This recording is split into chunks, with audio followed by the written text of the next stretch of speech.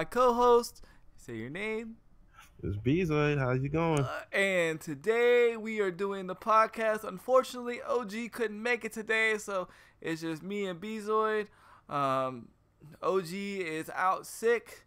Apparently, he was throwing up at 4 o'clock in the morning. You party animal. I know you weren't partying, but the old you would have been partying, so I had to throw that in there. I know you'll probably be listening to this episode later, so definitely we are hoping that you get well and get better.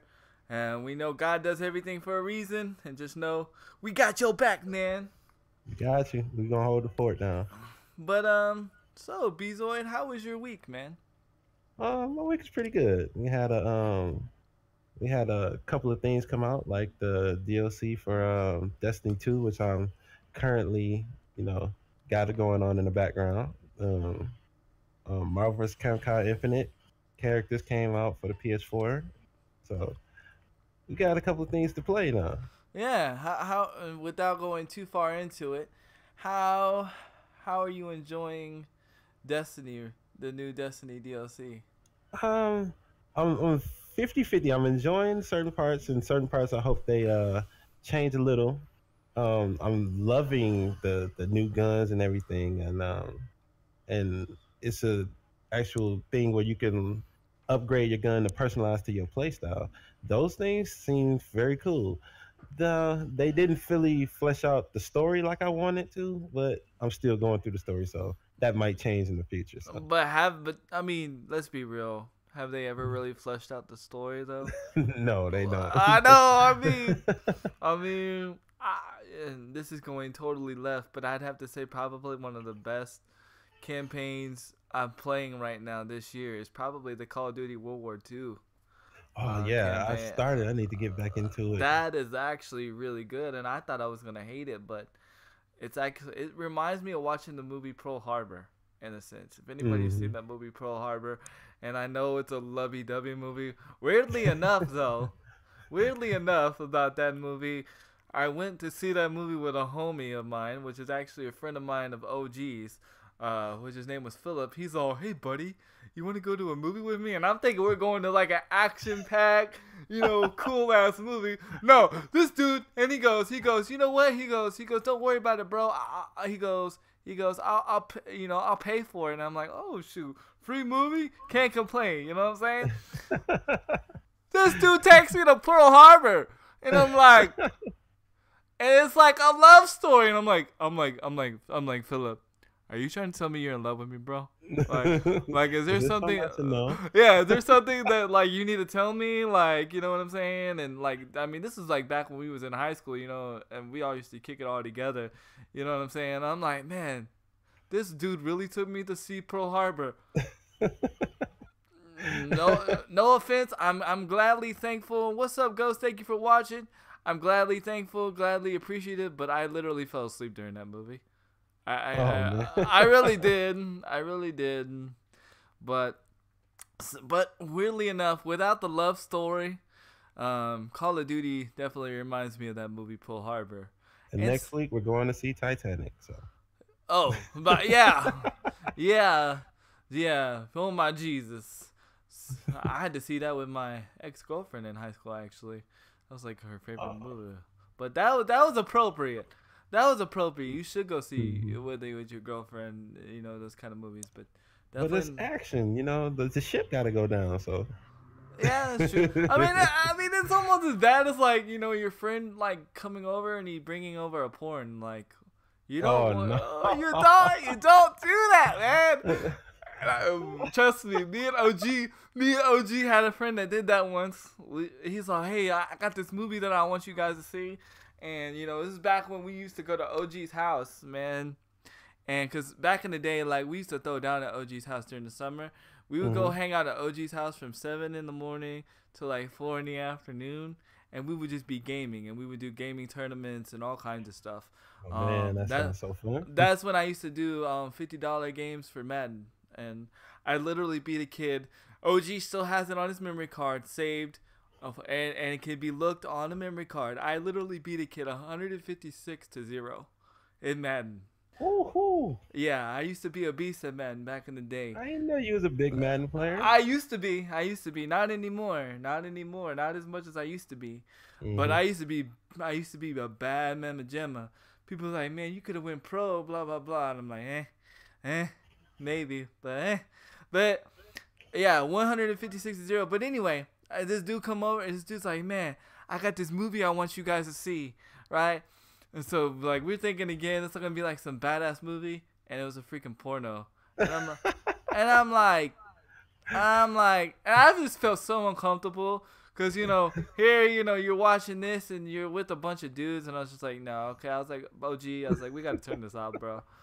So, I could just feel the oh, awkwardness. Like, yeah, yeah, like, what are you? Oh, he's really giving her that, dog. Dog, yeah, you yeah, cannot. yeah. There's nothing you can say that's cool. There's nothing you can say that's cool. You can't be like, man, that's a nice boob there, you know. That position tight right there, man. Yeah, It's yeah, just, yeah. I'm gonna have to try that. You know what I'm saying? And this is back like like we were like freaking sophomores, maybe juniors in high school. So it was just like real awkward. This is back when VHS was still relevant. It's crazy. oh man. So I mean, it's just crazy. But yeah, so you know, shout outs to Philip and the person that brought me that video or that brought us the videos.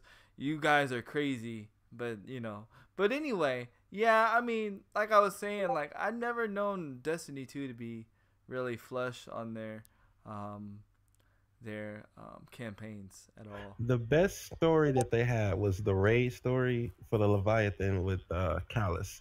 That really set it up real nice for the story to continue. I thought they was going to continue with this.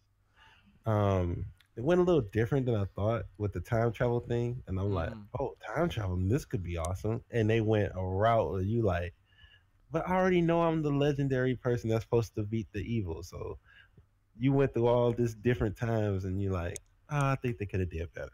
Yeah, my question is to you, and I know we said we were gonna go too deep into it because I haven't explained my week yet, but my question is to you, Hmm. what's the thing that they're saying that you have to pay money for the whole ghost thing or to do something with the ghost or I don't know. I was like reading some article on it, and then like I just got bored because I was like, apparently like Destiny's making you put more money into the game. I didn't know necessarily what the. Mm-mm.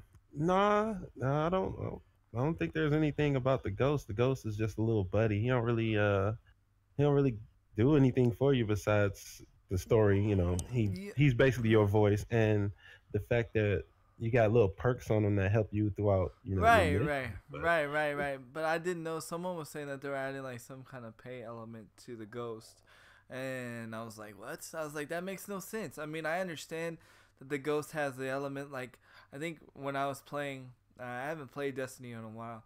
When I was playing Destiny, I was using the TDM one because I was doing a lot of Crucible, Crucible, yeah, Crucible, yeah, yeah. It's Crucible. just perks like that. Yeah, Having anything that's pay with it is no, I don't think they did that. There is a lot of rumors going around because Bungie don't like to talk about what they're going to do, so people speculate. mm-hmm. And then when Bungie come out, people like take their own impression instead of listening to what Bungie says. Right. But that's Bungie's fault too. Just be more clear about what you want, what you plan on doing, and what you want to do instead of just being so secretive. And you won't get those rumors about your game. Yeah, definitely. I think Bungie's trying to do another Halo thing, and they just can't. Like Right. Halo's always gonna be Halo. Exactly. You know. I agree. I say make the game that you want to make. That's for you. Don't try to take somebody else's, accomplishments and then try to put it in yours so you can get the recognition they have. And So, before I go into my week, I was thinking because I actually got No Man's Sky for free when I got my PlayStation. oh, poor thing. I know, I know, I know. But I actually dove into it and I actually played it a little bit, and I was like, I would enjoy a Destiny type game, but in a No Man's Sky kind of platform. Yeah, You know, I when I play No Man's Sky, that's what I think of Destiny. And when I'm saying about that is what I'm saying with Destiny and No Man's Sky. I'm not talking about like having a ship and having to go and build resources. When I think of Destiny, I think in a full open world like No Man's Sky. Yeah, Uh, that's actually what everybody thought they were meaning when they first came out with it. And that was the huge backlash in Destiny 1. It was like, wait, you said it was going to be like a big planet and you just go everywhere. And they was like, it's really more smaller scale than what you were saying. I think right, what I think happened is they they went for something big, was unable to accomplish it, and instead of saying, well, we couldn't do it, they gave out something, and the fans was like, wait, that's not what you said. And that's similar to what No Man's Sky did. And No Man's Sky said, well, we're gonna have infinite worlds and you're gonna have all these places to go. And you see, why they can't Destiny have that? That's what I'm saying. Why can't Destiny have infinite worlds? I think they can. I think they don't know how to do it. That's Well, the thing. this is what Destiny needed to do. Destiny, since everybody hating on the creator of No Man's Sky, Bungie needs to go in and pick up that guy and pick his brain and become. Hey, it would be smart. Well, I think both of them did the same thing. Both of them thought they could do something, wasn't able to do it, and it just didn't deliver. Both Bungie and No Man's Sky. But the thing is, No Man's Sky tried to hide it more than Bungie did, Yeah. and that was the problem with No Man's Sky's. Yeah, definitely. But I would love to see a game. I would if Destiny was like No Man's Sky with the open aspect and like randomly running into people and all that and having the multiplayer of Destiny and all that. I would be playing Destiny right now. That game would be awesome. I I would be playing it right now. I would be playing it right now. But let me backtrack. My week's been all right. I had a friend of ours, mother passed away, a friend of ours of OG's, and so I had to attend a funeral. Um, Sorry for your loss. it's all good. It was interesting. The funeral was kind of interesting, and I don't mean to make fun of funerals, but I have to bring this story up. So the pastor was there. I have all respect for pastors, due to my love for God and you know, I'm also licensed and ordained and all that stuff, but that's here nor there. But anyway, so it was funny because this dude tried to be racist, but when he was trying to not be racist, it made him more racist. It made him sound racist. I don't know if he is racist or not, but it made him sound racist. Basically, he was playing a like a gospel song, and this is what he said. He said, "This is a gospel song that's played by an Afro American black spirit."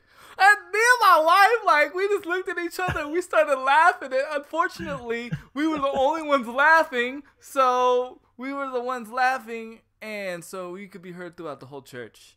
But and me coming from somebody that's like, my church is predominantly, more black people. Not that it's all black people, but it's more, it's where I'm, got license from and everything like that. I just started laughing because I'm like, really? Did this dude just say that? Like, oh my Jesus! Like, what? Like, what did I just hear? And I was just like, it just threw me off. I was just like, wow. I was like, this dude really said Afro American black spirit. Like, why did you? Like, what? Good Like, Lord. like what? What? I was just like, oh my Jesus, man. And I was just like, wow. I was like, well, and I couldn't keep a straight face during the whole funeral after that. I just really couldn't. I couldn't even, I just couldn't. And then, like, I was just like, man. So that was that. And then pretty much just, did some gaming. Ironically, I've been playing a lot of Overwatch. A lot of more Overwatch. I've been playing like Overwatch every day this week. I've been using the new character. Been owning with her. I love the way how she sucks people dry, meaning she can basically suck people dead. From a very long range too. I can suck some. PG-13 right now. Yeah, no, we're anything right now. We're anything right now.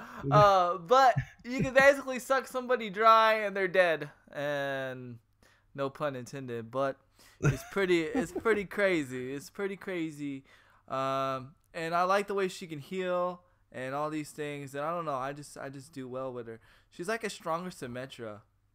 Because Symmetra cannot, like, her drain energy is not so strong.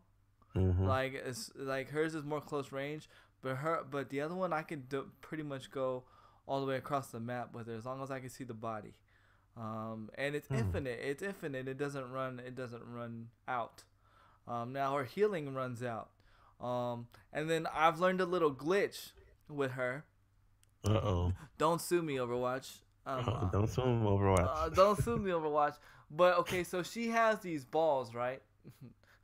Yes, she has. It's all coming out so wrong right now. But it's anyway, so wrong.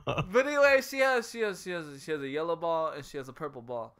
The yellow ball, you know, if she throws it, anyone that needs health, it will attract to them and start giving them health. And if she does the purple ball, it starts sucking the life out of people that's around them.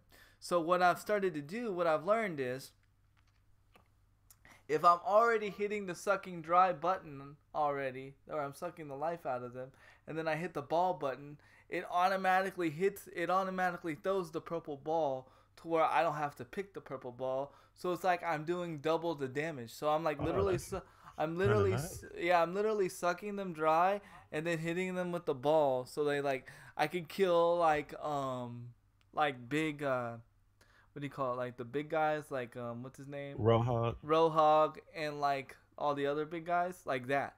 The tanks, yeah. The tanks, I can kill tanks easy, and like everybody's online. They're like, "How are you doing that? How are you doing that?" And I was like, "My secret." But you can also do that while healing too. You can also double heal somebody, but it's a little harder to do with your hand. This one, but it's easier to do it that way. So I've been enjoying and she also has a teleport power, but her teleport power, in my opinion, is kind of weak. My favorite teleport power or my favorite invincible power is Reaper, just because another thing with another Overwatch tip that I really use that's really lethal. When you go and you become like invincible or Reaper, you can do it right when the Diva Bomb happens. You could be right next to the Diva Bomb, and as soon as you go invincible or Reaper, the Diva Bomb does not kill you. So that is one good thing. And you know, I never tried that. That is the most craziest. It's the only thing it's the only move, because not even Sombra's does that. You can go invincible with Sombra, you still die. You still get hit. Yo, Crew Dog, thank you for that host. So, but with Reaper, you don't. And I love doing that, because what I'll do, just to like really piss off the Diva player, right when they go Nova, I will go right in front of them with Reaper, and I will go invisible and be like, haha, you can't kill me. And they'll be like, after the game, they'll be like, how did you do that? I'm like, dude, Reaper's powerful. Reaper's probably the most underrated player in Overwatch right now. Just because a lot of people think that you can't go up in front of, like you can't run and gun with him. Like me, I run and gun with him. I get like about 30 or 40 kills with him a game now. So I be okay. Yeah. So my two best characters right now is the new character and Reaper. So yeah, that's basically what I've been who I've been playing with, man. Basically who I've been playing with. And what I've been doing all week just playing Overwatch off stream. Cuz it's hard to play Overwatch on stream, only because a lot of people that play Call of Duty and play other first-person shooters, they don't understand Overwatch, and so it's hard for them to get into the game. And if they do, like my boy Suicide, the one that I went to the funeral with, his name's Suicide District. There's a reason behind that. His name's Suicide District on the game, but I love him to death. But he tries to be diva because I used to go off with diva, and like he doesn't know how to play diva right. And that's the thing when people want to play Overwatch, like they have to understand there's certain ways to play characters. When you are a Mm-hmm. tank, you have to be the first one on the point. You have Mm-hmm. you have to be the pusher. And unfortunately, when he plays a tank character, he likes to stand behind an Orisa shield and just sit there and just shoot people with the guns. But um, if you really understand Diva, Like you Diva, playing the division. yeah, yeah.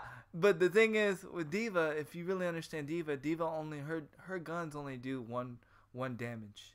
It doesn't matter at one range. At what range it is, her guns only do one damage.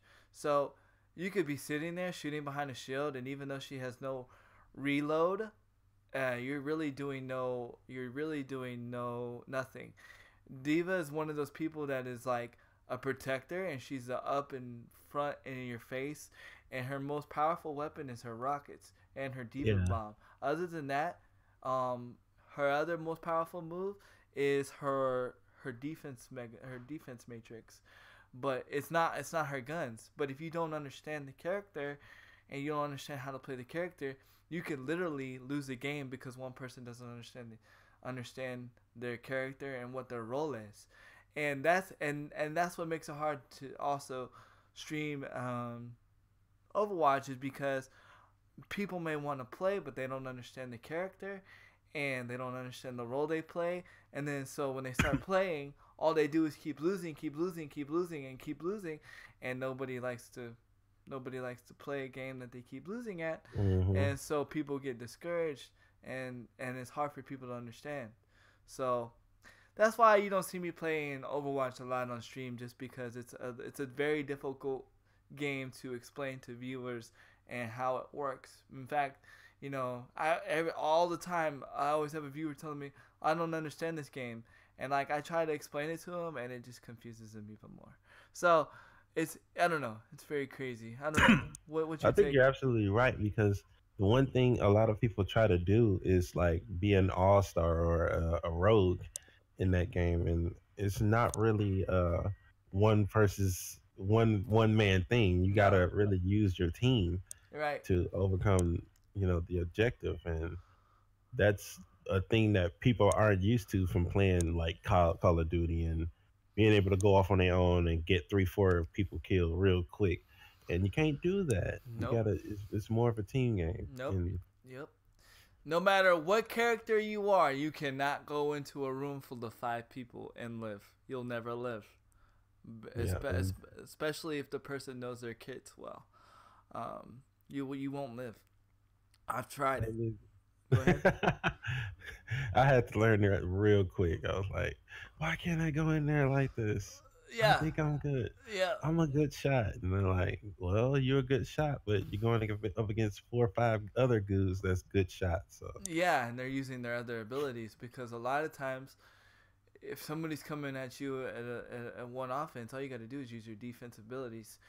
Every character has a defensive ability in some way. You know, McCree's is a stun grenade, which they've really empowered the stun grenade. Oh my god. If you haven't played Overwatch in a while and you haven't been and you go in there, get hit with a freaking McCree stun grenade. Oh my Jesus. It is crazy. It used to just stun you for a little bit and be good. It literally stops you now and you can't do nothing. It's almost like getting frozen by May. May is probably one of the um, most annoying characters in the game. yeah, In the I game. actually use man. She's so annoying. I actually use her She's so because annoying. when it first came out, I thought she was underrated because everybody dissed her, and I'm like, you know what, I'm gonna use her. And I was like, well, she got a lot of things that can straight annoy people, and that's what I used to do all the time. I used to just annoy people and keeping up the wall and splitting up teams. So, and yeah, she can very she in the right hand. She is very very good for a team. Yeah, and here's a way to counter May. If if you're like me, you're like, how do you counter main? Well, here's one way. If you have a, this is why I get upset with people that play diva that don't play diva. Sorry to my friend if you're listening, but I just got to keep it real. If you don't use that defensive matrix, right? Oh, I get so mad because if you know that freeze ball that she throws out, that like it'll freeze like the whole area. If Yeah. you do a defensive matrix when when the freeze ball comes out, the defensive matrix actually absorbs the ball, so the ball just disappears. Um, Wow. Wow. I didn't even know that. yeah. So, and if you're diva and you're not paying attention and you let that happen to me, I get mad. I mean, unless you're somebody that I know is a friend that doesn't understand, I get Hmm. upset. What did he say? He said, uh, Headshots. headshots with me. Yes. Yes, they are. Yes, they are very deadly. They are. Crew Dog's a May user. Crew Dog loves May a lot. Yeah, he does love May a lot. Get that. Get that. Somebody will get that. But anyway, but yeah, I don't know. Like it's weird, Overwatch is a game that I still play. I think the way they did things, how they did their, everything is free as far as the new characters. I think that's awesome. Right now, my most disappointing character is Doomfist. I was very, Oh, I was very totally agree. Totally agree. totally disappointed. Totally agree. Totally disappointment. I thought he was gonna be something like a kung fu type of master, and I'm like, oh, this is gonna be awesome. And It, no, not only you that, know but what? go ahead. When I heard his name, Doomfist, the first thing I thought of was Iron Fist. Right. I'm like, he could be sweet like Iron Fist. I like Iron Fist, and he came out and he was like, I thought they was gonna go a different route. Well, not only that, but if you remember the little short that they did where the kid actually like does the Doom, like that does the fist, like Yeah, the little kid and Doomfist don't look nothing alike. So right. when I thought I was gonna get to see Doomfist, I thought we were gonna have this like little blonde boy that was like Doomfist and he was gonna be cool. And the reason why, look, and this is just coming from my head. He was a fan of Overwatch and wanted to be part of Overwatch so badly. He had a bad tragic accident and became Doomfist. And he remembers that one time that he saved his fellow Overwatch friends. Hello, Overwatch. Hello. But yeah, you make him look like a descendant from freaking Street Fighter.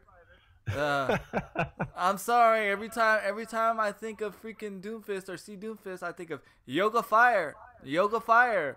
You know, he just reminds me of that guy. I don't know. He just does. And I'm like, when I saw him, I was like, this is it. And then like his kid's so hard to use. Like, I don't know. It was a disappointment. And then, Yeah, you know, I do think he needs some updating because he hits hard, but he's like so many bad matchups that he loses. You're gonna die very fast all the time. yeah, yeah, definitely. I mean, I would say he's probably about as least used as more as a Black Widow. I actually Yeah, see people using Black Widow more now, yeah. which is I really remember when Overwatch first came out, Black Widow was everywhere.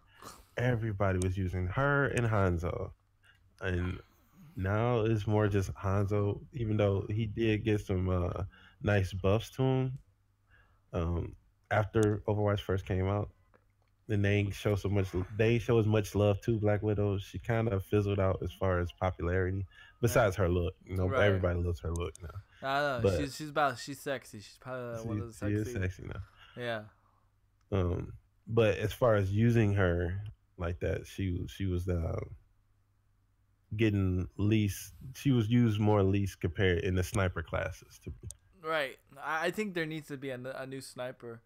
Um, I don't consider Anna a sniper. Just because she just Well, I heals. don't either. I don't either. I don't. I really don't. She's not. She's just. I don't know. She's a healer, but she's. I don't know. But She only, I mean, that's the only way she heals is with her sniper. But I don't consider her like in the sniping category. Like I I just think the thing is probably the reason why we don't feel she's a sniper like that because she don't one shot you. true. She don't just like you get a one shot from Black Widow, you're like, oh snap. Yeah, Hey teammates, we got a sniper over there. Or you get hit by Hanzo, you're like, oh wow, we got a sniper over there. But you get hit by Anna and you're like, okay. definitely, definitely. And you definitely can't quick scope in that game. You know, like that's where we're gonna go. And before we go on to that, do you know why? Do you know why Soldier was made for? Do you a little bit of Overwatch trivia? Do you know why Soldier was made or thought of? Hmm. It would just be a random guess, but I would think like for it to be like like Captain Commando or like Captain America, just like the all American type of guy. No, it actually they actually said this. I watched it in the video. They made they made Soldier to get people that used to playing Call of Duty, um, to that are the people that are used to playing Call of Duty, they'd be able to jump into Overwatch and play Overwatch, pretty easily. Oh, that was the reason. Mm-hmm. Yep. And that's why Oh. he's like a soldier and blah blah blah blah blah. Yep. Hmm. There you go. Crew Dog with the answer for FPS. Now the funny thing is, with all these updates, guess who's the with all these updates, guess who's the character that's never been touched? Let me think. Who's never been touched? Um, no, Junkrat was touched. It's only one. Tracer? Nope. Because Tracer's been touched. Her bomb was reduced, which I'm Yeah, sadly yeah. upset. The radius of her bomb was reduced. That's why I don't use Tracer anymore. Is because I feel like her ultimate is just useless unless you stick somebody, and I feel like if I put her ult in the middle of a crowd, everybody should die. I'm just saying. But I agree. One more guess. One more guess. Hanzo's brother. Genji. Nope. Genji's been.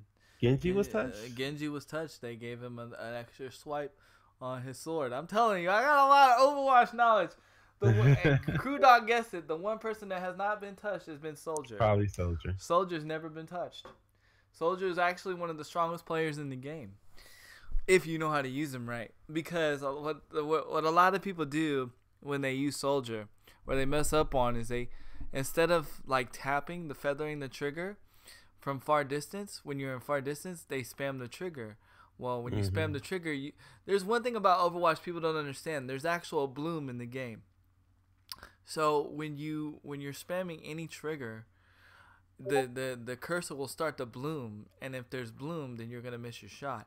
And if you pay attention to your cursor, you'll see when the bloom actually happens, because the actual cursor will start to swell. So when you are shooting from far distance, you want to keep that cursor as tight as possible, so you get your shots on point. So yeah, ironically, Soldier is one person that has not been touched. Now you see, this is exactly what I'm saying. I play Overwatch. I know enough about Overwatch to be a platinum player, but Overwatch refuses to give me platinum status. Like yesterday, I won 12 games in a row. Yesterday, offline, off stream, I won 12 games in a row. And guess where I'm at still? Bronze! Bronze! GG Overwatch. GG. Thank you, Overwatch, because people don't care how many games I win. They see that bronze status, and I'm automatically garbage at the game. Automatically. No, not even waiting till you play and seeing how you do. Nope. Oh, you're bronze? Oh, you bronze, you're garbage. You're Just like when I go and play on PlayStation. Oh, you're only level 77. I'm like mother trucker on Xbox. I'm like level 235. I know how to play freaking Overwatch. But yeah, you gotta carry that. You gotta take Yeah. a screenshot of that and take that everywhere you go. Yeah, I'm like, look, I know how to play. Dang it, I just had Overwatch on Xbox before I had it on PlayStation. But I think it's time for us to go into that topic, the main topic that me and Beazlord are going to talk about today. And we are actually sad that Crew Dog didn't get to join us, or is probably not going to join us, but we understand. Is quickscoping, and how we feel about quickscoping. I feel like it's going to be a diverse topic. It's going to be a very heated topic. Please understand, these are opinions. These are not to hurt anybody's feelings or not to offend anybody. It is all done in love. We all look at games differently, and we all love games in a different way and for different reasons. I feel like I had to do this disclaimer before we get into this topic. So, it was brought to our attention by a certain viewer that they necessarily don't want to play Call of Duty no more due to the quick scoping. They feel that the quick scoping is quote unquote, and I will say this, bullshit, and it needs to be taken out of Call of Duty. I have a mute button. He said I have a mute button. Crew Dog, I know you're not in here. I wish you would still express how you feel. Yeah, would yeah, love to yes, express that. Yes, we would definitely love. The only reason why we're still going on with it is because I feel like this would be the best episode to do it, because ironically, God made it to where OG is not here, and honestly, OG would not be able to give a lot of input on it anyway, since OG's never stepped foot in Call of Duty. And I was actually doing research. I feel like that's when quickscoping was introduced, was in Call of Duty. So there's really no other game that can compare to quickscoping. So my personal opinion on quickscoping, I feel like quickscoping is there because if quickscoping wasn't there, then like sniping would be irrelevant in Call of Duty because the maps are just not big. So it makes quickscoping doable in maps such as, I don't know, give me a small map right now in World War II. A small map in World War II. Bunker. I mean, yeah. the bunker map. Point du Hoc, I believe it's Du Hoc. Or every time I think of that, I think of that song Du Hast. Oh, Rammstein. Yeah. I love that song. Yeah. So, I feel like, for that it would make sniping irrelevant, because you wouldn't be able to do that. And then also I feel like the reason why quick sniping is a thing is for entertainment purposes. I'm sorry, but a lot of people watch streams, Call of Duty streams, due to quick scoping. A lot of major streamers, including Optic Midnight, Amanda the Jedi. There's another one that I watch. She's a female. I can't say her name. It's like Avis. Anyway, she streams for SOAR. She's like a SOAR a director for SOAR. She quick snipes, and ironically, it's some of the best fun gameplays I've seen. And I feel, and this will be my last argument, and I'll let Bezoid speak for a little bit. I feel like if it wasn't for quickscoping, FaZe wouldn't even be a thing. That's a good point. And I feel like quickscoping is what made Call of Duty so crazy, because before then you really didn't have YouTube blowing up with Call of Duty. It was when the quickscope montages came out, and once FaZe blew up with the quickscope montages, everybody was doing montages. You know what I mean? And then what saved Call of Duty again was the esports.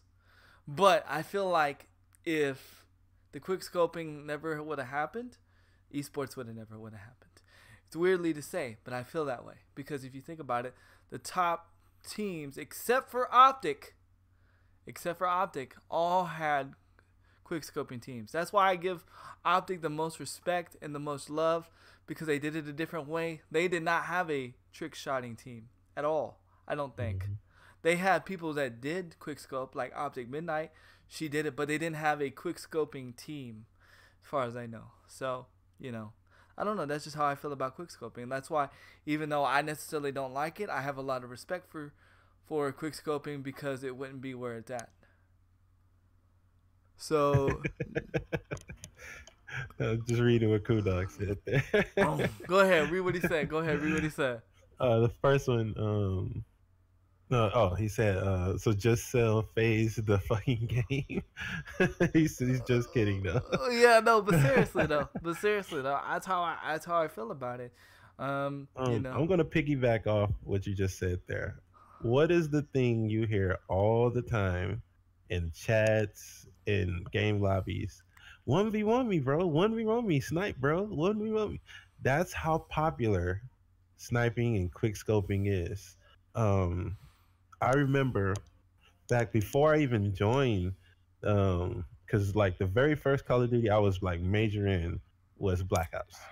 Really? And yeah, and then I went back to Modern Warfare after that.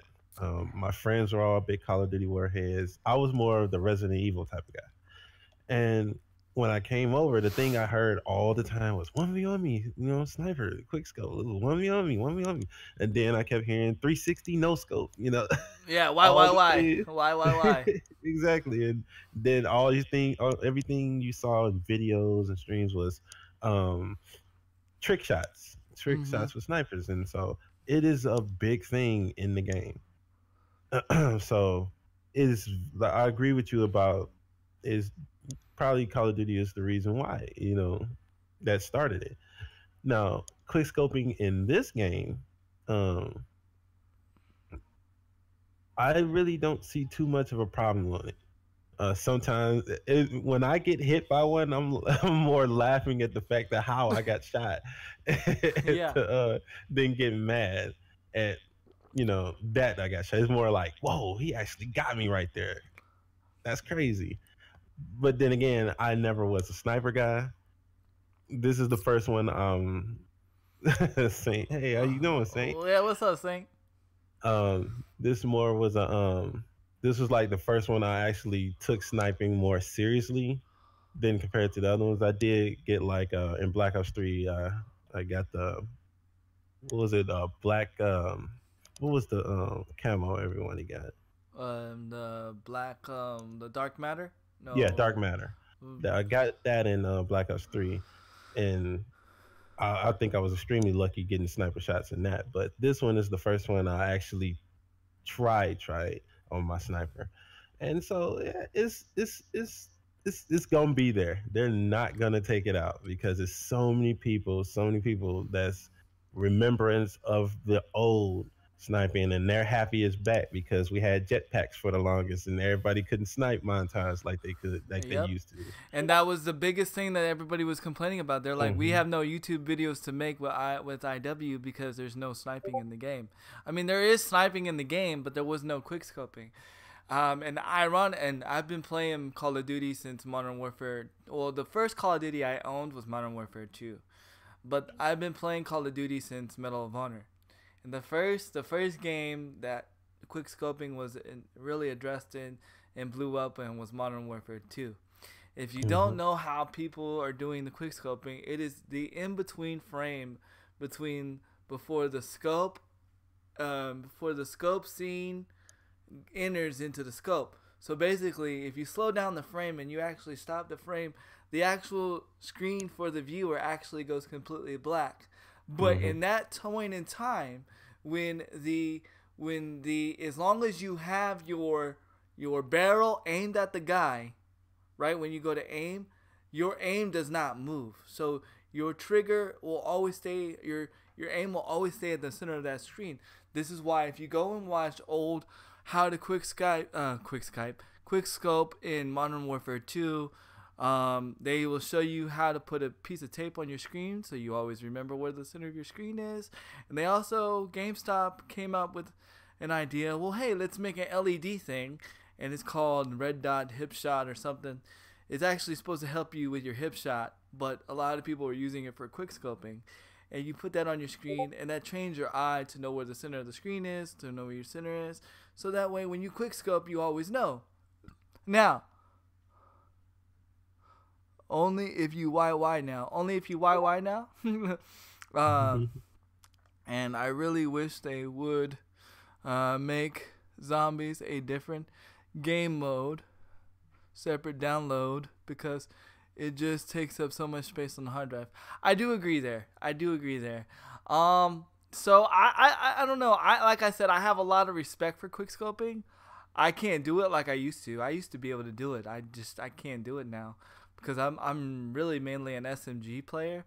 I like going around with SMG, but I feel like you know, I feel like that quick scoping does not make or break the game as far as people should not should change the game, because it's like it's part of the game. It's what made Call of Duty Call of Duty. Unfortunately, I mean, it is what it is. But if Call of Duty never had quick scoping, Call of Duty would be a totally different scene.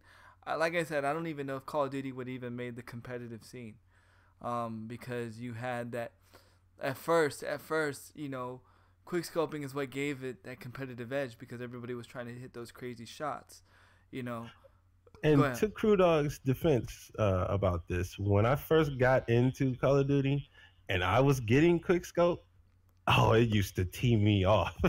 It used to set me off. Oh my God, how is he getting that good that quick? And I'm like, I thought it was they were cheating at first. I was like, no, that's actually a legit thing that they're doing. They train themselves to quick scope, and there are people who do mod stuff, and yeah, we're not talking about those. I'm talking about the legit skilled quick scopers. Yeah, those guys. There are mods out there, and I'm about to show you one right now. Hold on, give me 1 second. Because I actually have a mod. I don't use it. Hold on.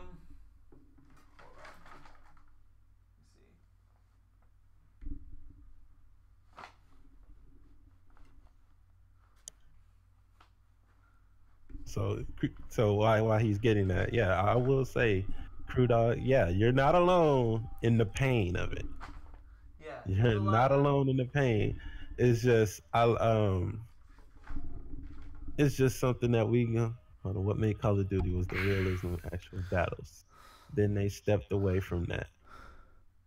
But see, I've never known Call of Duty to have any. Call of Duty was never supposed to have realism, in my opinion. Well, see, that's what they push. That's what the developers said. And to his credit, he's right. They did say that it's going to be realistic. It's going to be this. And to that, them pushing the fact that it's supposed to be real, it's supposed to be something that we're simulating from the real war. He has a point. He does have validation in his grief in that. Right. I mean, I get it, but I always felt like Call of Duty was more of an all arcade-ish type Call of Duty.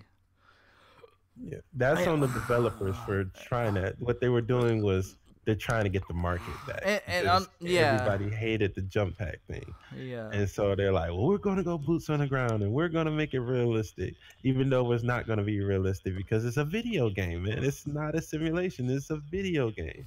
Not even Battlefield 1's a good simulation of no, war. It's not. It's really not. So you see this little thing? It's called the FPS Dominator.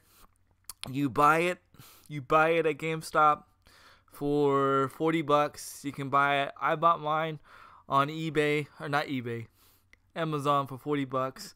Basically, what it's supposed to do for people that can't afford a scuff or don't want to pay for a scuff, which I don't want to pay for a scuff because scuffs break. And basically, and you're gonna say, well, why are you not using this in this Call of Duty? Well, because this does have built-in mods, and I don't want to be accused of using mods, because if you don't know the lights, then you could sit there and say all day, oh, you're using a mod. But anyway, that's here or there. This has built-in mods into it. One of the mods in this thing is quickscoping. and you can do it on the fly without even using a computer to hook it up. You can actually program it all from your PlayStation controller. You could tell it how quick you want it to quick scope. So basically, all I have to do is hit a trigger. Like meaning not even this trigger, not even the back trigger. All I have to do is hit the shooting trigger, and once I hit the shooting trigger, it will automatically aim and shoot. Automatic. Wow. I don't have to do anything. So when I'm saying why am I saying this to say this? There are probably a lot of people using this, but you can tell the difference when somebody's using this and when somebody's not using this. Like I had somebody kept quick scoping me, hip firing me with a sniper rifle. I could tell because I own this and I've played with this, off stream, just to mess with people, just to see how well it works. To see that way I know the difference. So I know when I'm getting hit with this. And not only can you do this with the quick scoping, you can do this with another famous thing that everybody likes to do. Can you think of that, Bezoid? We're still talking COD. We're not talking a different game. No, we're still talking. Was going prone, going down. Drop shotting. Yes, drop shot. You cannot. There's also a drop shot mod to where if I just hit the trigger, the shooting trigger, I automatically drop and come back up, automatic, and while I'm shooting. So, and if you notice, when somebody's drop shotting, you cannot shoot them while they're in the animation. You can shoot them when they're down, but you cannot shoot them while they're in mid animation. So, again, I say this to say this. You could be skillfully getting drop shotted, you could be skillfully getting quickscope, but you could also be getting hit with this. And unfortunately, this is not illegal. There's nothing wrong against it. Now, it's in it's morally wrong. You know what I mean? It's morally wrong, but I have the what? Sony should have something to detect that. Sony and Microsoft should. They do. Yes. This also has tournament mode also on it too. This does have tournament mode on OS too. But again, I don't use it because I don't want to start that debate on the stream because it's like, well, you're not in tournament mode, and it's like, well, yeah, I am. That's why, one is white, tournament mode is white, and mod mode is blue. But I just choose to not use the debate. But real quick, while I eat lunch, about current quickscoping. Okay, well, what do you got, DB? What do you got? What do you got, man? But so what I'm saying is, you could be getting hit with this, and this is on Xbox and this is on PlayStation. I do recommend it though. If you are wanting paddles and you don't want to invest in a scuff, go buy this. It's very easy. Again, they have the magnetic paddles just like on the Xbox One X controllers. Like I said, I just don't use it because I don't want to be getting accused of cheating, and I'm doing so well in this COD season.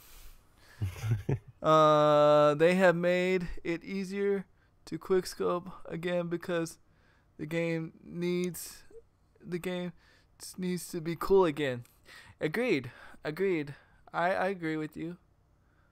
Just the boots on the ground movement. They need the game to be socially popular in certain communities so they will be praised in social media circles. I think there's truth in that. I think there's a lot. I can't debate that. Because it gives the illusion that the game is quick. But in reality, the game's not quick. It's quicker than MWR, but it's not as quick as IW. And so it gives the illusion of quick. Yeah, I think the TTK in this game is much quicker than IW. I think it's quicker than Black Ops 3. The TTK in this game is very, very fast. You die with like the first shot that hits you, right after that you're dead. Like compared to other one where you can what it felt like you had more response time. You don't have the response time on this one. Hellboy's saying this. Hellboy's saying first gen PS4 had Bluetooth. And remember the Black Ops 3 issue comp in SC? Yeah, I remember. I remember that. And that's why they don't do the Bluetooth stuff.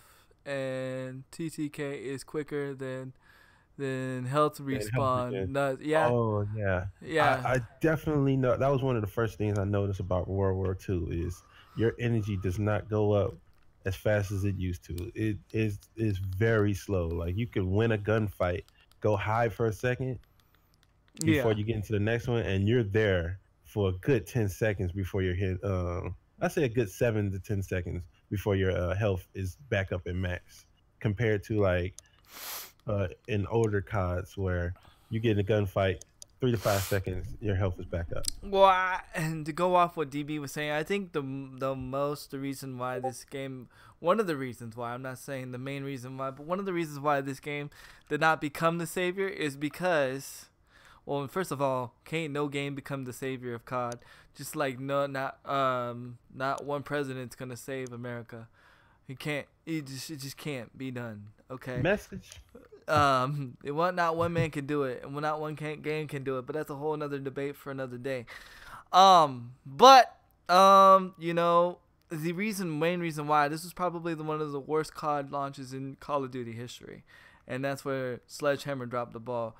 It's funny enough that the AW, which we should compare AW to World War II, not Black Ops 3, not Black Ops 2, because you got to remember, Black Ops 2 and Black Ops 3 were not created by Sledgehammer. Sledgehammer they helped with Ghost, and then they created AW.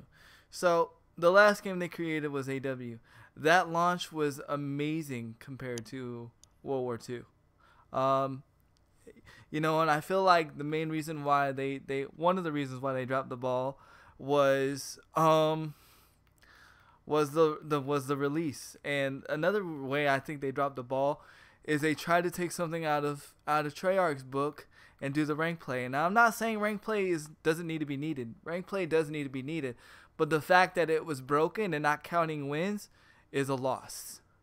Okay, because the people that first started it and tried it, they're already discouraged and never want to play rank play ever again because the time and effort that they spent into it when they first started, none of their wins counted.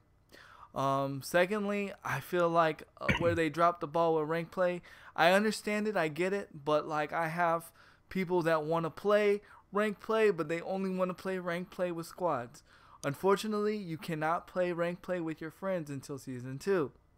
And we learned that the hard way. Yes, we learned that the hard way during the stream last week. And unfortunately, that discouraged a lot of people, a lot of good players. And I think another way where they dropped the ball is with their game battles. And I say this to say this, the reason why they dropped the ball was, how are you going to not allow rapid fire, but again, you're going to allow a sniper shotgun.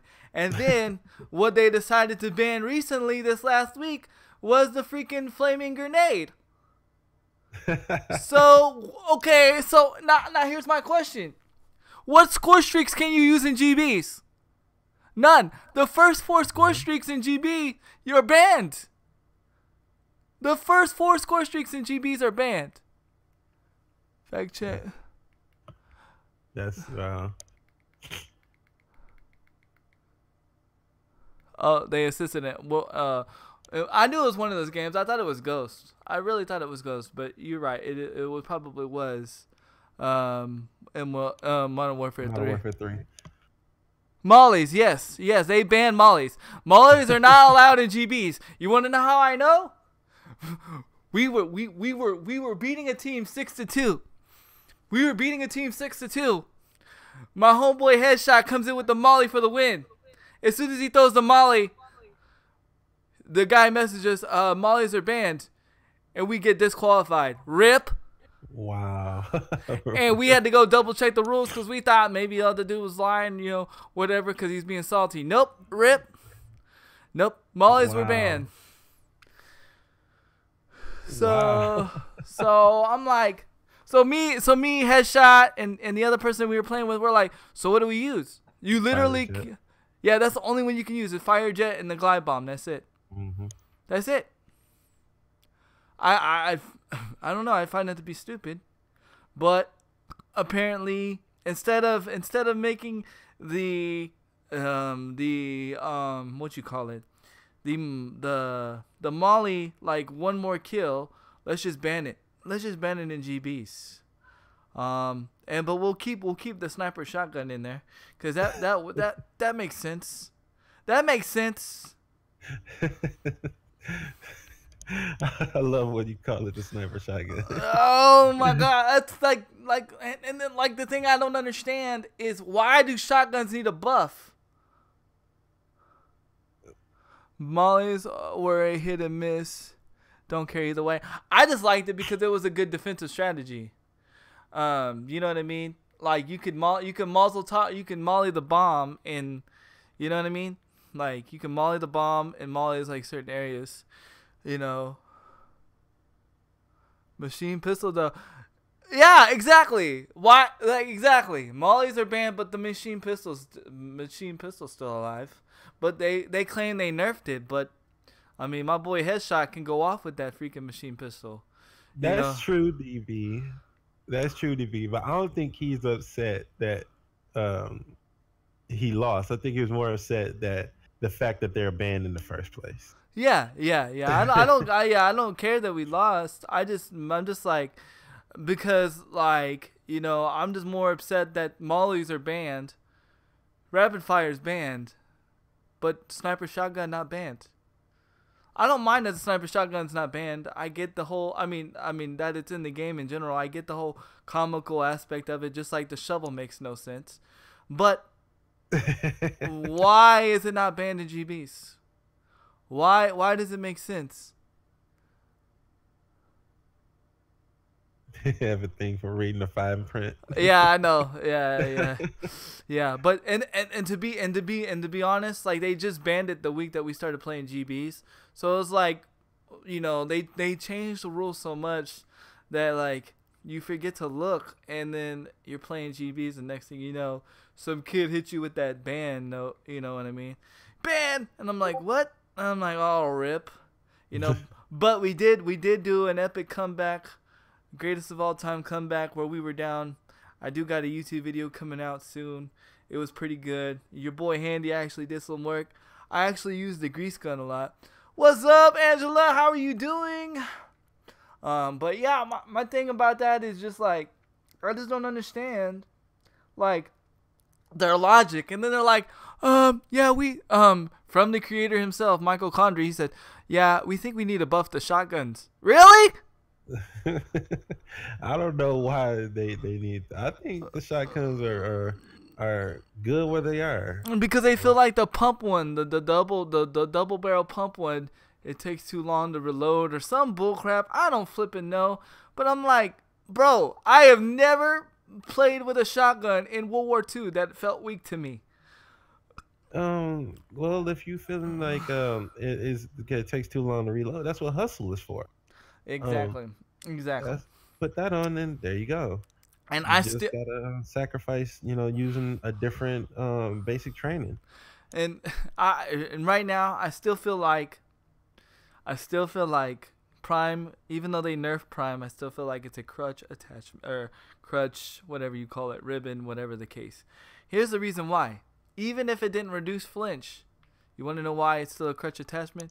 It gives you an extra attachment. So unless you take the extra attachment away, people are still gonna use Prime. Just saying. Yeah, people are still gonna use Prime. Definitely gonna still use Prime. Um, I'm trying to venture out into different play styles, so I use it, and then it's more like my second thing to use. I'm more of a like I was telling you on your screen, Yeah, inconspicuous is inconspicuous. Yeah, my go-to thing right now. Um, I'm trying to use less attachments to get me even better at using guns, right. because I feel as though people use Prime and then need that for any gun they use, and Yep. so they get attached to having three things. I And am. I'm that guy right there. That's me. I That's believe me. I I'm not believe gonna front. if you get used to using two, when you use that third one, you're even better. You get what I'm saying? It's like No, having I a feel you. disadvantage to I get feel you. better. I feel you. No, I feel you. And I'm that dude. Like I gotta have Prime. Like I'm like, but have we talked about ranked? We have a little bit, but we can go back into it. Why? What's your rank? Yo, we should have like a hotline number and have people call. And You like, know what? It's a show because you know I'm big on Final Fantasy. It's right. They have a similar type of thing that we're doing here called the Limit Break Radio, and people call in like it's an actual radio station, and we could do Yo, that. I could do that. If you guys think it's a good idea, if you guys want me to do that, I can go and get a random number thing where you guys can call in. I have it where it's all set up where your phone calls will be heard on the podcast, and if you want to give your rant about a game or whatever we're talking about, and you want to rant or you have a question or you Hmm. have a comment, we could do that for next week's episode. Just let me know. So, but you guys gotta let me know like in advance. Don't tell me like an hour before the show. Like unfortunately, like OG, I love you to death, but your woman let me know an hour, no 2 hours before the show you weren't gonna be on, and I was like, oh my Jesus, what am I gonna What are we do? gonna do? I was like, is Bezoy gonna be on with me, or am I canceling and doing a regular stream? I had your back, OG. I got your back, man. That would be cool. What about gold? What about gold? What are you talking about, Angela? Because I haven't even finished my what you call it, my placement matches. I've been secretly playing Overwatch. I'm sorry. Um, I've just been feeling Overwatch right now. I don't know why. I don't know. When you win 12 games in a row and you want that grind to get into platinum because you feel like you deserve to be in platinum, you tend to grind. But my rank. Oh, your rank is gold. Well, congratulations. I'm glad your wins counted and Yeah, didn't count as congratulations. losses. You got gold. Okay, so is everybody getting gold? Should I go play right now and get gold? Is that the only game I don't get bronze in? Some pros got silver. Really? I know Scump got gold. I watched him freaking get all sweaty and angry and stuff. But he got gold. I lost 2 games. I've lost like 7 games because I started playing like right when it started. So even my wins counted as losses. And then when it didn't count as losses, when we started like doing okay, well, I had a game where everybody left on my team and it was just me by myself, so I practically lost. And it was what'd you call it? What's that game mode? Hardpoint. You can't play hardpoint against 5 versus 1, 4 versus 1. It just doesn't work. So yeah, I That's literally, yeah, that's that's rough. a rip on site right there. Yep, yep. I'd rather play search and destroy 4 against 1. To be honest, I can win a 4 against 1 if I'm playing against a weak team. But if they're like a good skill team, then I can't play against 4v1 search because they know a lot of people know the maps better than I do. Like as far as like the advantage points, and like I don't pay attention. I just know where I need to go. I defend or I go and take the bomb. And I'm this kind of dude because I was doing this in like back in like Modern Warfare 2. I'm the guy that like I try to get down the bomb as quick as possible. Not necessarily because I want to get the plant points. I can care less about the plant points. I like putting the pressure on the team with the clock because when you are facing the clock is more of a worse enemy than your actual enemy because regardless of whatever happens, if that clock runs out, uh um you are definitely like dead no matter what. You know what I mean? So I'm that guy that I like to get the bomb down so the enemy team will make mistakes because they're scared of Mhm. the clock. They I got like they it. become impatient That's and that's stuff. that's the football in me though. When I used to play Madden, like I liked using the clock against my opponent. You know what I mean? I like running like no huddle plays and running plays and running the clock down. You know, and Mhm. that way they had no chance. Because at the end of the day, once the clock runs out, the game's over. Doesn't matter how good you play. Yeah, my first. God, you making me want to play Madden again. I I used to know. be a Madden head myself. Oh, I know. I've come so close to buying it. Right. My Mhm. wife keeps reminding me. She said, "No, you got PUBG next week. Don't do it. Don't do it. Don't You do gotta it. throw your money at the You screen. gotta You throw your gotta money at throw. you. You've been waiting for PUBG so long. Don't do it. Don't do it." Because once PUBG come out, you ain't gonna play no Madden. You ain't gonna play nothing else but PUBG for like a month. And I was like, you know what? You're right. So rush plants are awesome. Yeah, that's my specialty. I'm all about that rush plant. Yep, throw them off. That's all I'm about. When I'm on the offense, I'm like, give me that bomb, like, cause nothing irritates me more than somebody that like dances around with the bomb and hesitates. Because if you don't plant the bomb, in my opinion, if you don't plant the bomb within like the first minute or so, they've pretty much won. Because like then the clock's going against you because now you in a hurry to plant the bomb, and if you don't plant the bomb, they win. I showed up at the VA early, and I should join in. I'm sitting in my Jeep. Well, if you want to join in, man, come on, Yeah, come on, man. come on, let it out, let it out, so you ain't gotta let it out at the VA. I say it like this. I don't feel how you feel is, for you. I Right. don't feel you should be judged on how you feel. If you don't like something, then you don't like it. And you shouldn't be you shouldn't feel down about that. Yeah, we may have differences of opinion, but I can't make you change your opinion. No, no, Just like no. nobody can make anybody change your opinion. We may give you information that make you change yourself, but no, you that is up to you on how you feel. And and go ahead. Sorry, sorry, sorry. And I don't ever think that one person is 100% wrong or 100% right. That's very I true. just, I just think everybody should take information that they get from everywhere and then apply their own judgment to that. Definitely, So, definitely. I definitely agree. And if I came off like that way, I apologize. My only thing is, like I said, like this is how I see it, right? Like say for instance, if somebody comes in a stream, and I'm just using this as an example. I'm not saying nobody's done this. I'm just using this as an example. So please understand. When you're coming into a stream and then somebody comes in and starts bashing on a game, like severely, like negatively, like angry bashing on a game, you have to be careful because sometimes it can cause a wildfire, and then that catches mhm. on, and then another person does it, and then another person does it, and then another person does it, and then another person does it, and then two things can necessarily happen.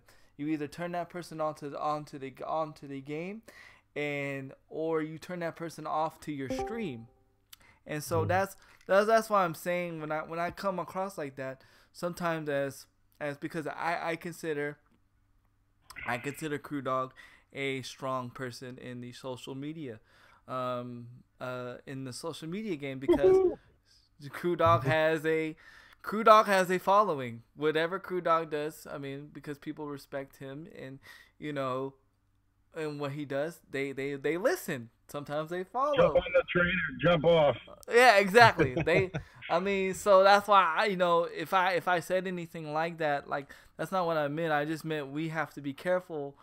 Um, we have to be careful as what we do as social media people, because a lot of times people are take our opinions as facts, and a lot of Yeah, times, but go ahead. if if they can get on there and praise the shit out of something that I don't like, I can't voice my opinion. No, I'm not. I'm not saying that. I'm not saying that. I'm just saying. I'm not But saying you that. are. You are saying that. You are No. saying that people are going to be listening to me bash on what they think is good, and I might think it's shit. And I'm not talking about Call of Duty. I'm No. talking about anything in general, like whatever it might be. No, what I'm saying is, there's a wrong way of doing it, and then there's a right way of doing it. I'm not saying what you did was a wrong way. I'm not saying what you did was the right way. But it's like saying, if I go to somebody and be like, F this motherfucker, blah, blah, blah, blah, blah, and do it in anger, Okay. that's the wrong way of doing it. But if I say, like, Okay, then I want the explanation of what is the right way. what is the right way? Well, first of Yeah. all, in my opinion, like sometimes, like, if I don't like something, like, for instance, if I go on somebody's stream and I don't like something, I mostly get their opinion, and I'm like, well, what do you think of this game? And I'm like, oh, and I'll be like, oh, well, I don't like it because of this, but that's my opinion, though. And I just leave it at that. Right. I just leave Well, it at that that. was my opinion. But What's the difference? I don't see what the difference is. the difference is anger. There's a difference between handling stuff with anger, and because it can come off, I don't know. It's just, again, that's just my opinion. You see what I'm saying? Like, Right. see what I'm, But like, it's my opinion, and I didn't stop anybody from voicing their opinion. That's what I'm saying. Took my post right now. But see what I'm I saying. want to hear it. But see Convince me that I'm wrong. But see, I'm not trying to convince you you're wrong. I'm just voicing my opinion on it, how I feel about it. But see, you're upset about my opinion. But then you're telling me that I should censor myself and not voice my opinion. That's not what I'm saying. I'm just saying, as in general, people. Because, for instance, I'm not saying you, man. I'm just saying people on social media in general. Do you realize a lot of people didn't play IW because the big YouTubers were bashing IW just because they were bitching and complained about it? Do you see what I'm saying? Oh, I'm sure that happened. So that's what I'm saying. I'm sure that happened. I'm just saying. So it's like sometimes, but they're not open-minded enough to try it themselves whenever they offered it free. It's like what my minister taught me when I studied to go get ordained. We have to be careful what we say and what we do as believers in Christ, because a lot of times we are the only Bible they read. We are the only Bible they read. They don't go and pick. I'll agree with that. They don't go and pick up. They don't go and pick up their Bibles. They don't go and look at the knowledge for themselves. So I try, me personally, as a social media person. This is just me personally, and you can take it whether I'm saying you're wrong or whatever. But me personally, I take that into social media, into gaming. I may be the only resource they look at. So something that personally affects me, that's not necessarily wrong with the game necessarily, I tend to be careful on how I say it and how I approach it, because I don't want to ruin the experience for somebody else because of what I believe. You see what I'm saying? And you don't think that, like, okay, hold on. So when we were discussing pizza, right. And I said I like Papa John's, and you said how much you hated it. That didn't affect anybody? No, it did. But that's why I also said at the end, I was like, that's my opinion. Don't let my opinion affect. You see what I'm saying? So, yeah, but no opinion, though, is what I'm trying to get at. I should be able to voice whatever I want, and people can convince me, because they can, of otherwise. But I'm not saying. But I'm not saying you can't. I was just saying in general. I didn't say did I go out and did I go to you, Crew Dog? Did I go to you, Crew Dog, on Twitter and say don't voice your opinion? Did I not? Well, I think you didn't go to me directly. You just said, in general, people shouldn't do that. Well, I'm the one that did it. So you're no, I'm not. I triggered that. No, you're not. You don't understand. If you would understand, there's a lot more other people that have more influence in the media than you do that are doing it for no reason. I think. Well, they do it for a reason. They just don't express what it is. Yeah, I think that's true too. I think what Handy was saying as far as the right way and the wrong way of doing it. I'm gonna paraphrase it from um from COD to Destiny. See, the thing is, the right way of doing it is saying your griefs and saying what your opinion is, and understanding if it's just a if it's just you personally or is it a universal thing, and then okay, this is something I can't change, or this is something that's just affecting me only versus something that's affecting everybody. And then you got to factor in how people go about it as far as uh discrediting anybody else who play. Oh, you suck, you play this game is dead. Like, it was a whole lot of that going around in the Destiny. It creates a stigma over the game Right. itself Yes. Yes. because of certain people's their opinion for them, not their opinion for the whole player base. And that's the right or wrong. Is it just affecting you or affecting everybody? I Right. believe what Handy was trying to say is going the right way and the wrong way of who is it affecting in your griefs. Is it Right. just something that you're crying about, or is it something that's affecting everybody that's a bad thing for everybody That that needs to needs be to be addressed. That fixed? needs to be addressed. Exactly. But I And still went out and played. no, You I know, know. even No, if no, he's not saying you did I'm it not right or saying. wrong. He That's didn't what say I'm your saying. did it right I'm or not wrong. saying. He was using You you as an example. Like as an I'm. example to other people who's doing it right or wrong. And Exactly. That's all that I never said crew dog. In fact, the only thing I addressed to you on Twitter on why I feel like quick scoping is important. That's the only thing I addressed. But see, you took my and this is exactly what I'm saying. This is exactly what I'm saying. We have to be careful with our opinions because people take opinions personal. It's just an opinion. It's just yeah, an opinion. And that's why I was saying that we have to be careful with our opinions on social media because people take it to that a personal standpoint, and because of that they don't want to try things for themselves. Just for instance, I could sit there and say something about God and and because nobody practically reads the Bible anymore, nobody's going to go and cross-reference me. You know what I'm saying? It's the same thing. I could say something about Call of Duty or something about a game, and okay, well, Handy said this, so I'm not gonna play Call of Duty no more. So I'm not gonna go check it out for myself. You know, well, and that goes back to history, where our forefathers were right on not letting the public vote decide who becomes president because we're not smart enough to go reference it ourselves or educate ourselves enough to get the facts straight. So they, basically, the senators and governors and stuff, they're the ones that are like president, and right, that stands true for social media. right, yeah, a Like lot of they're not people going to do not fact research. check the stuff, and and me as a recruiter, I would have, um, people come in and say, hey, this branch said this and this branch said that. Where is it in black and white?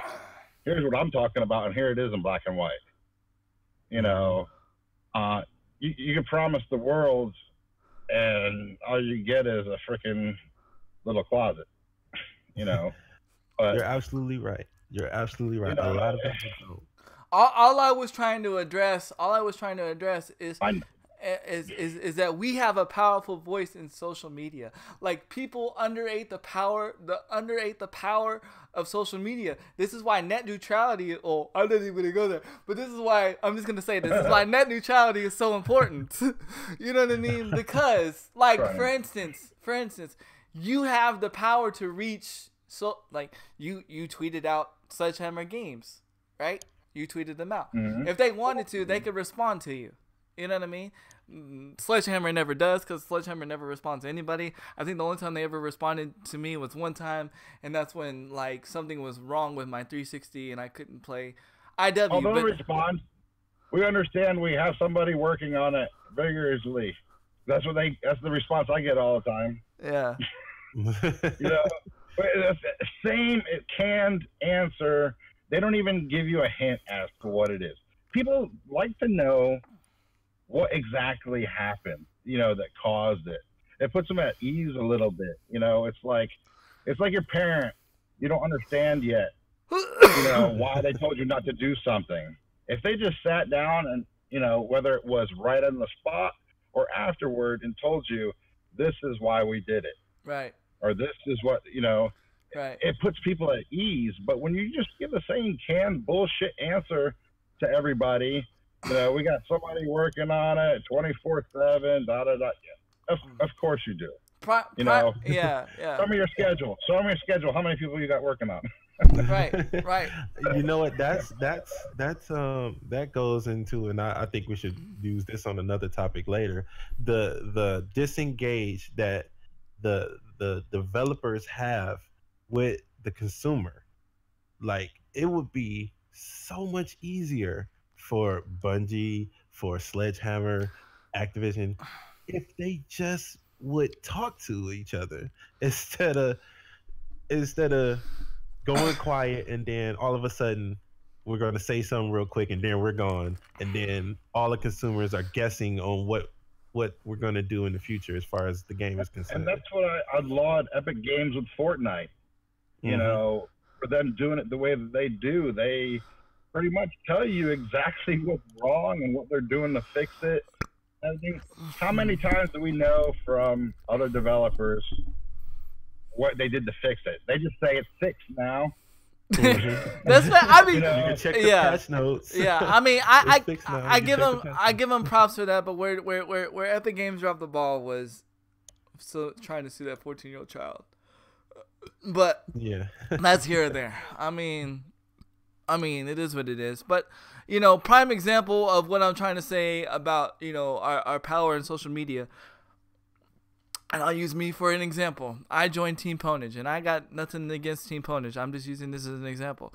Well, as soon as I joined Team Ponage, people that follow me and respect me, they went and joined Team Ponage without even telling me, without even saying anything, without even asking me. They just figured, well, Handy's in Team Ponage. Guess what? I'm going to go join Team Ponage. You see what I'm saying? And I'm not in Team Ponage anymore. I got my opinions about that. I know. I will not use social media to express my opinion, since I've been told that that's not what I'm saying. I'm just look. I have an opinion on. Go ahead. Legit team streams. Okay. Go. Are you gonna express it, or are you gonna just say that? Go ahead. And none of them really do it the way you would think a team would do it. Should stream. Yeah, I mean, apparently, and I'm just gonna, go ahead. I look at a team stream. I'm like, okay, you're getting the support from even the most highest person on the team. They're in the stream. They're dropping you the host, the raids, maybe a few biddies here and there. You're getting subs from the stream. But a lot of these team streams that I see and hear about, ain't none of that shit going on. So what's the point of you being there? If anything, you're helping them more than they're helping you. And that's one thing me and Crew Dog could say. Me and Crew Dog agree on a lot of things. And in fact, it's not and it's not that I disagree with Crew Dog, and I love Crew Dog to death. This is just something we having a debate about. Hugs. But it's like this. Imagine if you were going to play a football game and you were playing on the Super Bowl, and you were the quarterback and you were the only person that showed up on the field. You'd have to throw that ball awfully high to catch it. You can't do nothing. And unfortunately, in the streaming industry, like, you can't do this by yourself. A lot of people give me praise. Oh, Handy, you've done this all by yourself. If you think I've done this by yourself, then you obviously have not been in my streams, and you obviously blind. I have not done this by myself. I've got this way because of supporting other people and because of what they believe and what I'm doing. If it wasn't for those people, you can't do this by yourself. You can't. And Crew Dog, Hellboy said, I agree with you halfway. Support comes from everywhere. But and to go back, what I was trying to say is, it's kind of like with streaming. There's a professional way of streaming, and then there's just like, I I just don't give a fuck. I'm gonna just do whatever kind of mode with streaming, and that's just all I was saying. Is trying to say there's in a professional way as a streamer, as a somebody that's in the gaming industry, somebody that's looked up to, respected, to give your opinion, and then there's like I just don't give a fuck. I'm just gonna just throw fire. And that's all I was trying to say. And that's where I stand strong. I'm about professionalism. I try to be professional about who I am as a streamer, as somebody on social media. There's certain things like even that I'm careful to even like or retweet necessarily, because I don't want somebody to think because I necessarily agree with that or whatever, but I want to show support, but at the same time, I may not agree with what that person says. Me and Beasley were talking about this off stream. If you are a good streamer, but your quality like sucks, like if you like lag all the time and you are just a muddy, like your stream just looks ugly, I won't personally, I won't host you. Simply because but if they have a good attitude, but sometimes people don't have the resources. But the thing is, but they do though, because you can't tell me that you can't stream 720p on your console. You see what I'm saying? So because you can stream better on your console than necessarily you can do on your PC. So, and my thing is, it's like, and that's where I feel like sometimes they have the IDDAGF attitude where like they don't want to, like they have the good attitude, but how can we see that good attitude if their stream's lagging all the time? Because you can't hear it, you can't see it, and they don't want to take the time to put the time and invest it. Well, how can I fix this stream? Because a lot of times, because if I were to listen to everybody, a lot of times people say, well, Handy, your stream's always gonna suck and whatever. You can't stream from my i3 processor. Well, guess what? I did. And even before then, I streamed from a console. You know what I'm saying? So what I'm saying is that sometimes you got to take as much effort as you put in your stream. In stream, you got to take the same strategy off stream and try to make your stream better work for you. Try to figure out how you can get past the certain obstacles. Maybe streaming from a console is better, but I mean, if not daily, weekly, you should try to implement something that makes the stream better. Right. Whether it's putting music into it, whether it's changing the layout of it, whether it's changing a host alert, right. Something, and be open. Like if somebody came on my stream and be like, hey, what would be cool is if you had this. Right. I got a couple of choices. I could either say, hey, that's cool, maybe I'll try it, or maybe I'll try it off stream and see what it looks like on the thing. And then, it's like tasting food. Right. You don't know if you like it until you taste it. Right. Like, so to brush off an idea, it wouldn't be smart to brush off all ideas. If you tried it before and somebody thought it was a new idea, right, then obviously, you can explain to that person, I already did that before. Hellboy said there's a difference between a good streamer and a good community. Well, I mean, I feel like if you're a good streamer and you are or interjective and you respond and you communicate with your the most various thing that I see, and it's very hard to do because I used to be one of these people. The most thing that I always see that where people drop the ball as a streamer is lack of communication with their viewers. And that's because they forget about the delay or they don't have their chat up. Or they don't realize somebody's there. Yeah, exactly. Me, you gotta always talk like somebody's there. Yeah, you always I don't care if your number says 1 viewer, 0 viewers, negative viewers. You always talk like you have a full room. You gotta look at it like this. And Crew Dog addressed this to me a while back because me and Crew Dog, we talk a lot. Incoming call. Oh my Jesus! Well, you're popular. Really? So transferred call to phone. If the person has no Stupid damn freaking phone call interrupted New my. Connect is searching for a phone to connect to. Oh my Jesus. Audio will be Can you hear it? Yeah, we can hear it. Yeah, we can hear it. Okay. So he said, GB says, if that person has no easy, savvy way enough to make improvements, and it has been a struggle to get there to the point of they have reached then who am I to judge? I'm not saying you should judge them. I'm just saying personally, me as a personal opinion, like if I can't watch your stream, why am I going to give it to somebody else to watch your stream? That's all I'm saying. Like, you have to, like, for instance, you have to understand, like, you are a broadcaster. So technically, you are a newscaster.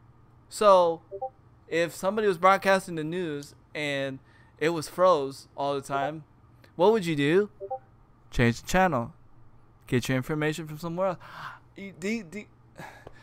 I mean, it sounds like a jerk move, but I mean, these are things like you have to address these issues, or you have to figure something else out, or you have to say, you know what, maybe I'll put it off until I can figure something out. There are many ways and many resources to figure it out. Like, for instance, I have a video on how to stream with the i3 processor. It's got over 1,400 views. People say, wow, this really works. This is amazing. How did you do this? This is pretty freaking awesome. Thank you, Handy. Thank you for the handy tip. You know, it's done. You just gotta figure it out. You know, and if you can't figure it out, guess what? You have a console that can stream 720p just fine. You have just fine. You don't need a PC anymore. There's so many better freaking streamers out there that are streaming with the console just by themselves that are doing amazing. You guys showed me one. What was his name? The guy that you and DB showed me. I mean, I'm not saying I judge him. Go ahead. Yeah. But I mean, Alex Ramy. Yeah. Mm-hmm. I mean, Right from the PS4. Yeah. You know, I'm not saying I'm judging. I'm just saying like this. Like, I'm not gonna share something that I'm not gonna watch myself. You know what I'm saying? If I, you know, because again, that's just how I am. If I'm not gonna watch you, then why would I want somebody else to watch you?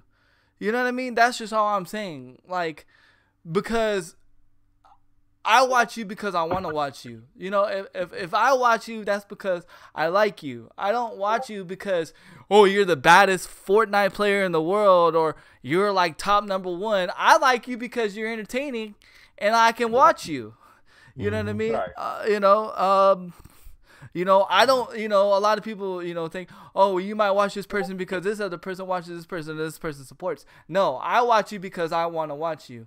And that's why, I don't know. I'm not a booby streamer, so people don't watch me for that. Yeah, and you can't show your male genitals on stream because that's just not called for. But you can show female genitals all you want. Just saying, full female parts, anyways. But you know, like, it's all about, you know, like, for instance. Somebody, and I'm just telling you what somebody told me. They said, you know, one of my strongest points as a streamer is not necessarily that I'm good at the game. One of my strongest points was that I interact with my viewers. You know, I'm on. They're like, man, you're so on top of it. How do you do it? And they're like, you got 2 screens, don't you? No, I have 1 screen. But the way that I do it is I have. say you do it well. I'm envious. It was a lot of practice. Believe it or not, you want to know somebody who taught me how to do it?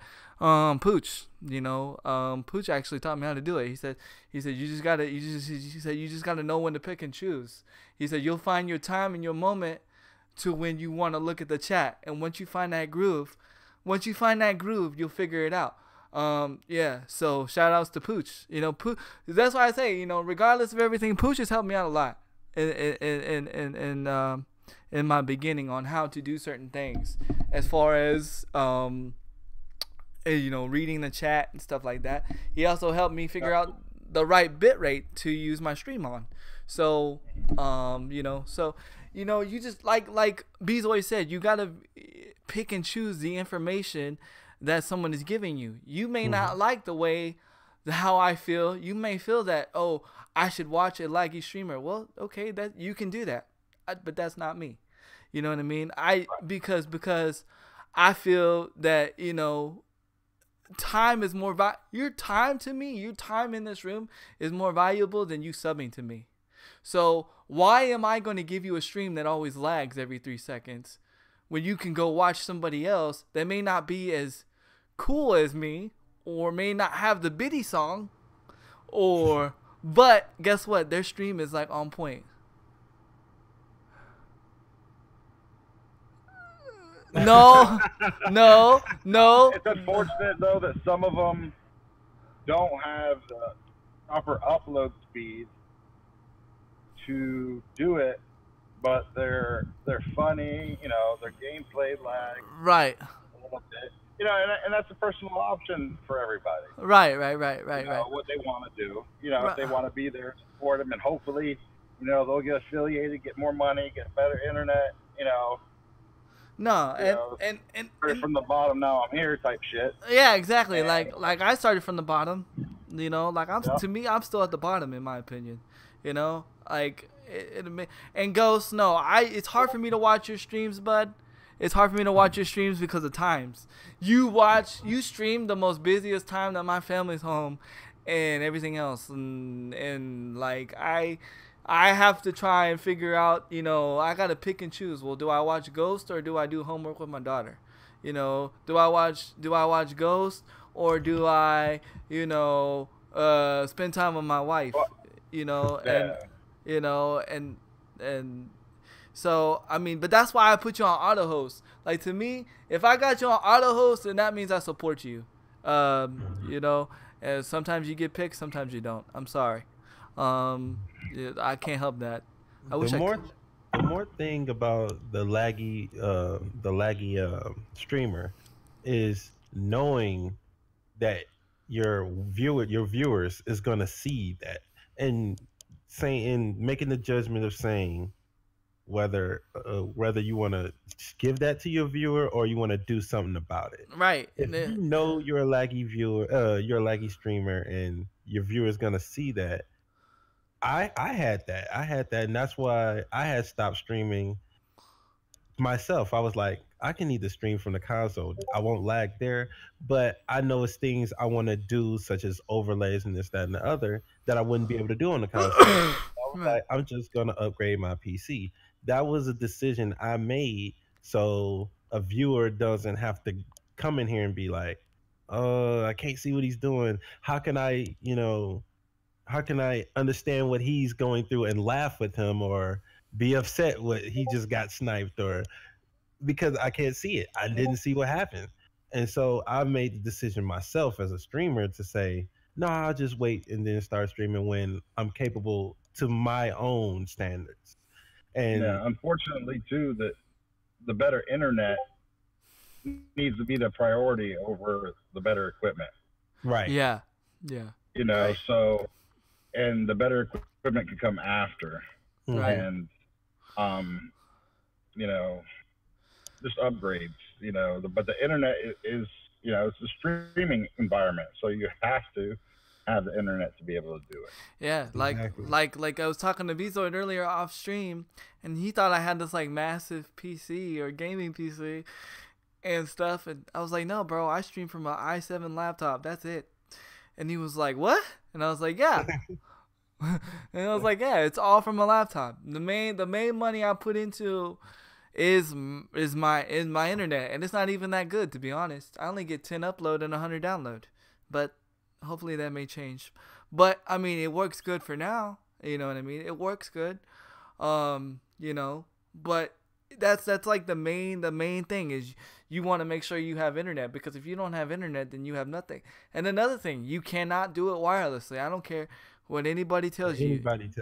You cannot stream wirelessly. That is a no-no, and you definitely don't want to use the Xbox wireless whatever, or the PS4 wireless thing, where you can stream your PC wireless, or you stream your PS4 wirelessly to your PC.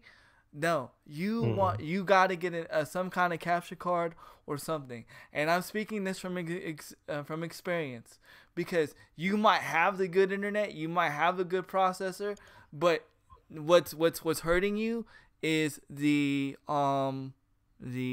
wireless display from the console to the PC, and that's because the actual the PC can't handle the fast frame rates from the wireless connection when you're streaming. It can handle it when you're playing by yourself and you're not streaming, but when you're playing and streaming at the same time, it just can't handle it. So my suggestion to you guys, if you guys are doing it wirelessly from the Xbox, instead of buying video games and buying all, you need to invest in some kind of capture card. It doesn't even need to be an Elgato. You can go invest into what's another capture card out there? I can't think of it right now, but there's other capture cards. AverMedia. There you go. Yeah, there you go. And then I think they're more reasonable too as price, because really I think Elgato's overpriced. The actual the HD60 is still over $100, which I think is stupid. Yeah. I was lucky. I actually bought mine off Fireteam for $50, practically brand new. Still was in the box. That's how I met Fireteam. She was selling her Elgato because she had an Elgato S, and then she had an Elgato Pro. And she just didn't need it, and she was selling it. And I don't need a capture card. Is there any? There's one. You need one to go for your to go to your PC. That's streaming from your PC. You need a capture card, and I'm not trying to be mean, but you can either take that advice or not, but you definitely need a capture card, because remember, I was streaming without one once, and that's where I messed up. And I was using the i3 processor, and that's where I messed up. I didn't take the time to invest in an Elgato. Once I invested in Elgato, everything was fine. You remember when I was streaming with an i3 processor. The only reason why I switched, ironically, to an i3 processor to an i7 processor was because I wanted to run music. And now I don't even run music in my stream, ironically. and you're dead set on wireless. You have to be in the same room as the wireless device and as close as you can without obstructions to that wireless router. Because if you're in the living room and you're streaming from the bedroom, there's gonna be added, latency, and noise and all this other stuff. So, there's so many things. A microwave can interfere with, the wireless signal. Your dishwasher, your all that stuff. Any electronic device can interfere. Phone, remote. Apartment, you might have interference from somebody else. But Ghost, you remember how you were asking me? You were wondering why you're always dropping frames. That's exactly why you're dropping frames, is because you're not using a capture card. You're streaming your display from your Xbox to your PC, and that's why you're dropping. That's why you're dropping frames.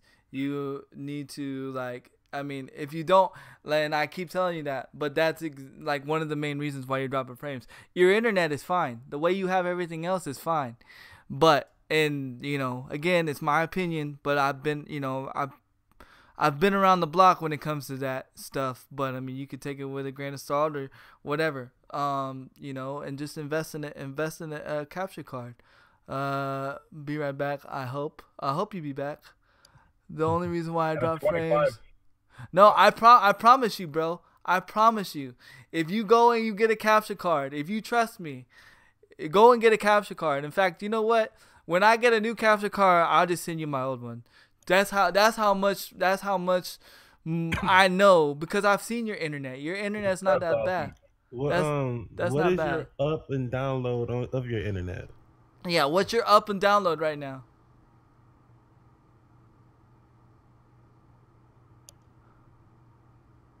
Because I got 6 uploads. The download isn't that critical.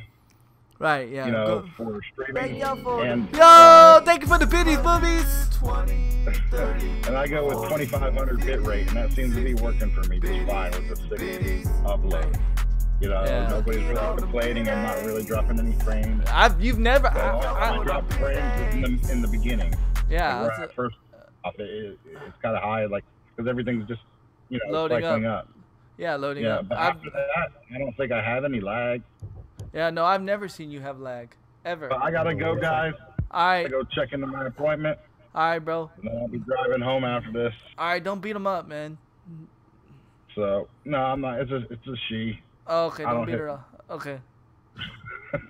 Don't emotionally beat her up. All right, man. Don't chew her out. All right, later. You guys have an awesome day. All right, man. Take it easy. All right, see you later, crew dog. See, this is why. One This. second, Handy. Go ahead. I gotta go to the door right quick. All right, but this is why it's exactly we need a phone line thing, so people can call in and give those opinions and stuff like that, and maybe we can call GameStop one day, or other companies, see what happens, and maybe do an interview on the spot with people. Who knows? But yeah, I would say honestly, like I said, Ghost, I don't see your internet being an issue. I see more of it being wireless. Because you have to remember, your wireless card can only handle 100 megabytes. That's it. 100. It's like 100. It's 100 megabytes. Any wireless antenna can only handle 100 megabytes. And then even the closer you have them, because you're supposed to have them close, they wear out quickly. So. Just be in in tune with that. Okay, I'm back. Sorry about that. No, but I was just explaining that with wireless technology, they're not meant to handle all that thrown at them at once. They can only handle like 100 megabytes. And then even the cable guy was explaining to me, he's like, when you're up close with something with your wireless device to the machine, it actually makes your wireless, your download is it. Yeah, so you have good enough upload. You only need a 6 upload to stream 720p without lag. So your upload is fine. Your download sucks, but you don't need download for streaming. Right. Your download is just why you're getting shot and not getting any kills. But, that's whatever. I mean, that's why you're dying. But dying doesn't matter when you're streaming. It just matters you just be funny, entertained. Be engaging. Be engaging, yeah. The key thing about streaming is making the viewer feel like you're sitting on the couch playing the game. And you're talking to them, yeah. And you're talking to them. It's like you're in the same room sitting next to each other playing the game. That if you can make the viewer feel like that, that's the best feeling in the world from a streamer to a viewer. Yeah, like I had a 12-year-old kid come in the stream the other day, and he was like, man, my mom and my sister and everybody thinks it's so amazing. Like, you actually take the time to talk to me. Like, you make that person feel special. You know what I'm saying? Because you're interacting with the viewer. You're like, yeah. So, that's like, and that's where I see a lot of streamers drop the ball, even big streamers, They feel like they're too big and they don't have to interact with anybody. Man, you gotta remember. I can name a couple of those. We gotta remember where you came from. You know what I'm saying? Don't despise. Well, this isn't the word. I'm sorry, but I don't mean to bring that into the stream, but it's just what I believe. You don't despise your small beginnings. You know what I'm saying? So, like you just gotta. But yeah, your upload's fine. Your upload should be a 6 or higher. So that's why I said your internet's fine. Your download has nothing to do with streaming. You can have a 2 download. If freaking Stoudemire has a 3030. Stoudemire is all faithful about his 3030 speed, where he's got 30 upload and 30 download. So, yeah, your download has nothing to do with your your download got nothing to do with your upload. Yeah, it has nothing to do with your stream. As long as you have an upload of 6, you're fine. So yeah, you definitely shouldn't be having no lag at all. And that's why I said your lag is coming from you not having an Elgato, because it's actually not your computer that's lagging.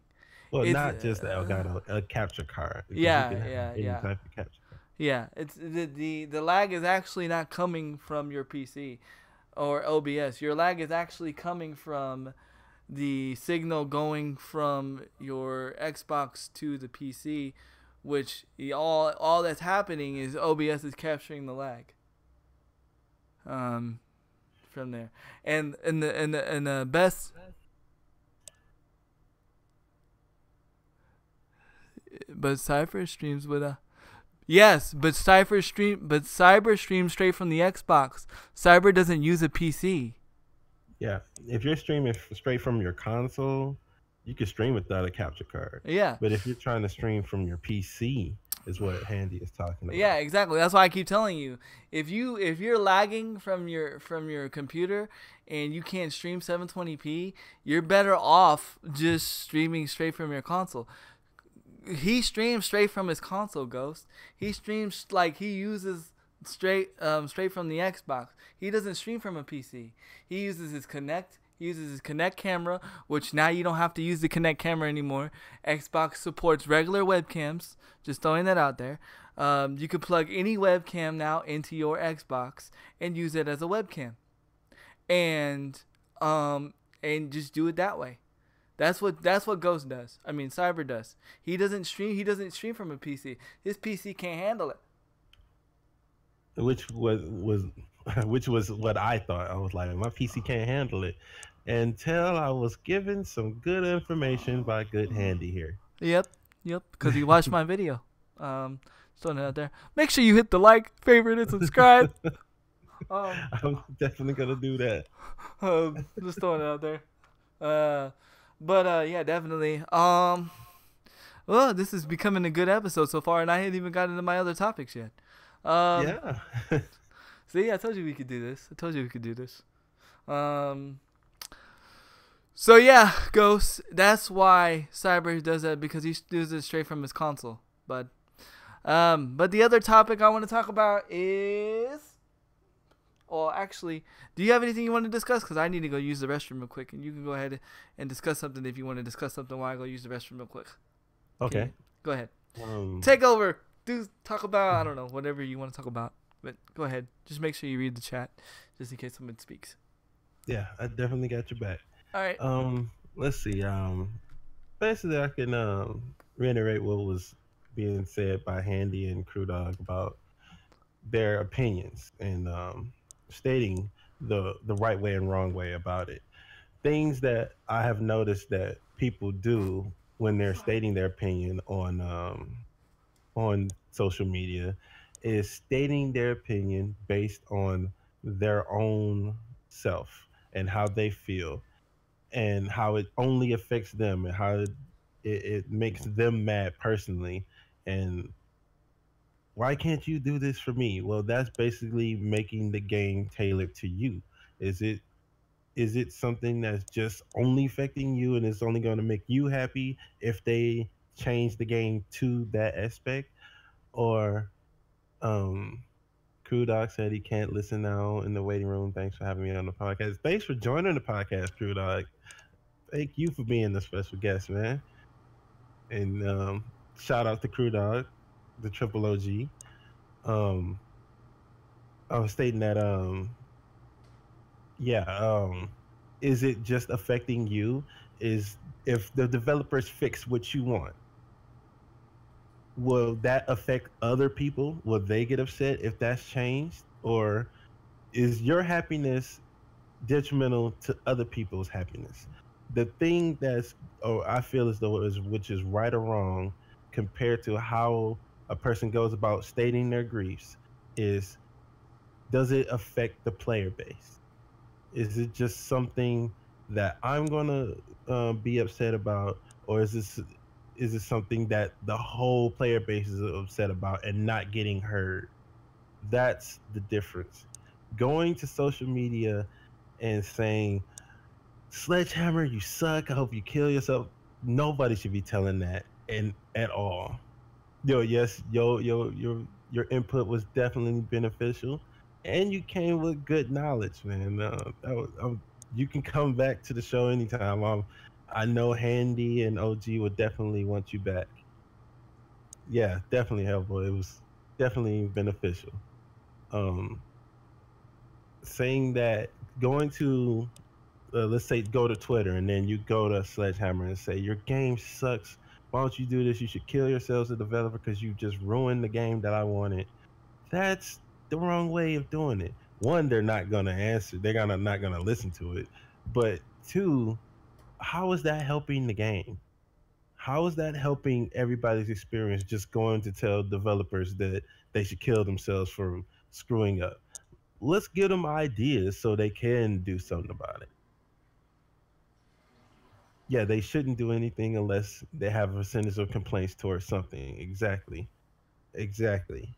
If you have 60 like 50 60% of the base saying, hey, it's something wrong here, we need to do something about that, that's way different from one guy over here saying, what's going on, why can't I do this, why this game isn't catered to me. Well, it can't just cater to you, it's got to cater to everybody. And that's the I'm going to draw a parallel from COD to Destiny.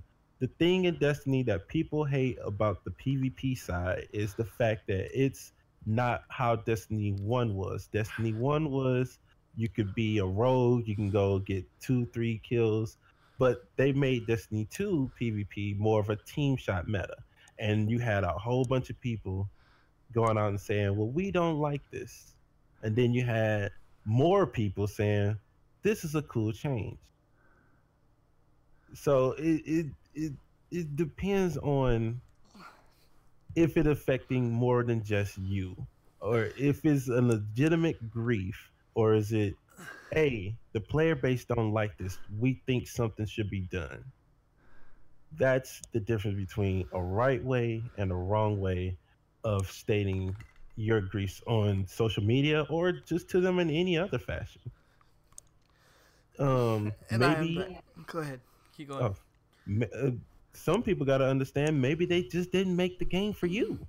Maybe that Yeah. should be the game you should play. Yeah, like Like, yeah, totally. I play Destiny, but I'm not gonna play PvP because the I didn't like the fact that it came a team shot meta, but it was way more people who did like the team shot meta. See, I just I said that's not what I'm going to do. I actually love the Destiny 2 PvP, but in a sense, because I don't know, I think the shoot to kill is easier. But like I can like really wreck on Destiny 2. But like and what DB was saying, and I'm not saying again. He must have missed part of the podcast. I'm not saying people giving their opinions on social media is wrong.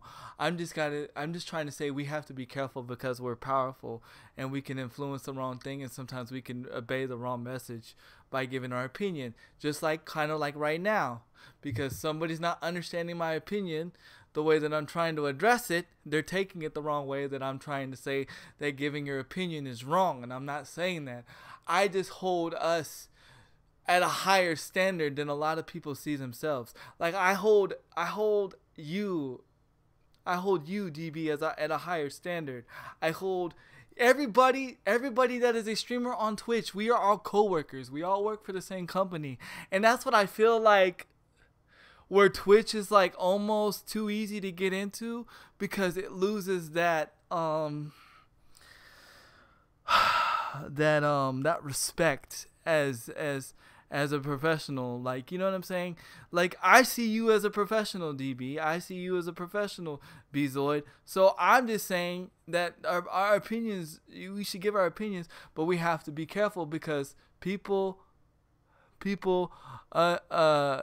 think that, you know, like people value our opinions more than anything.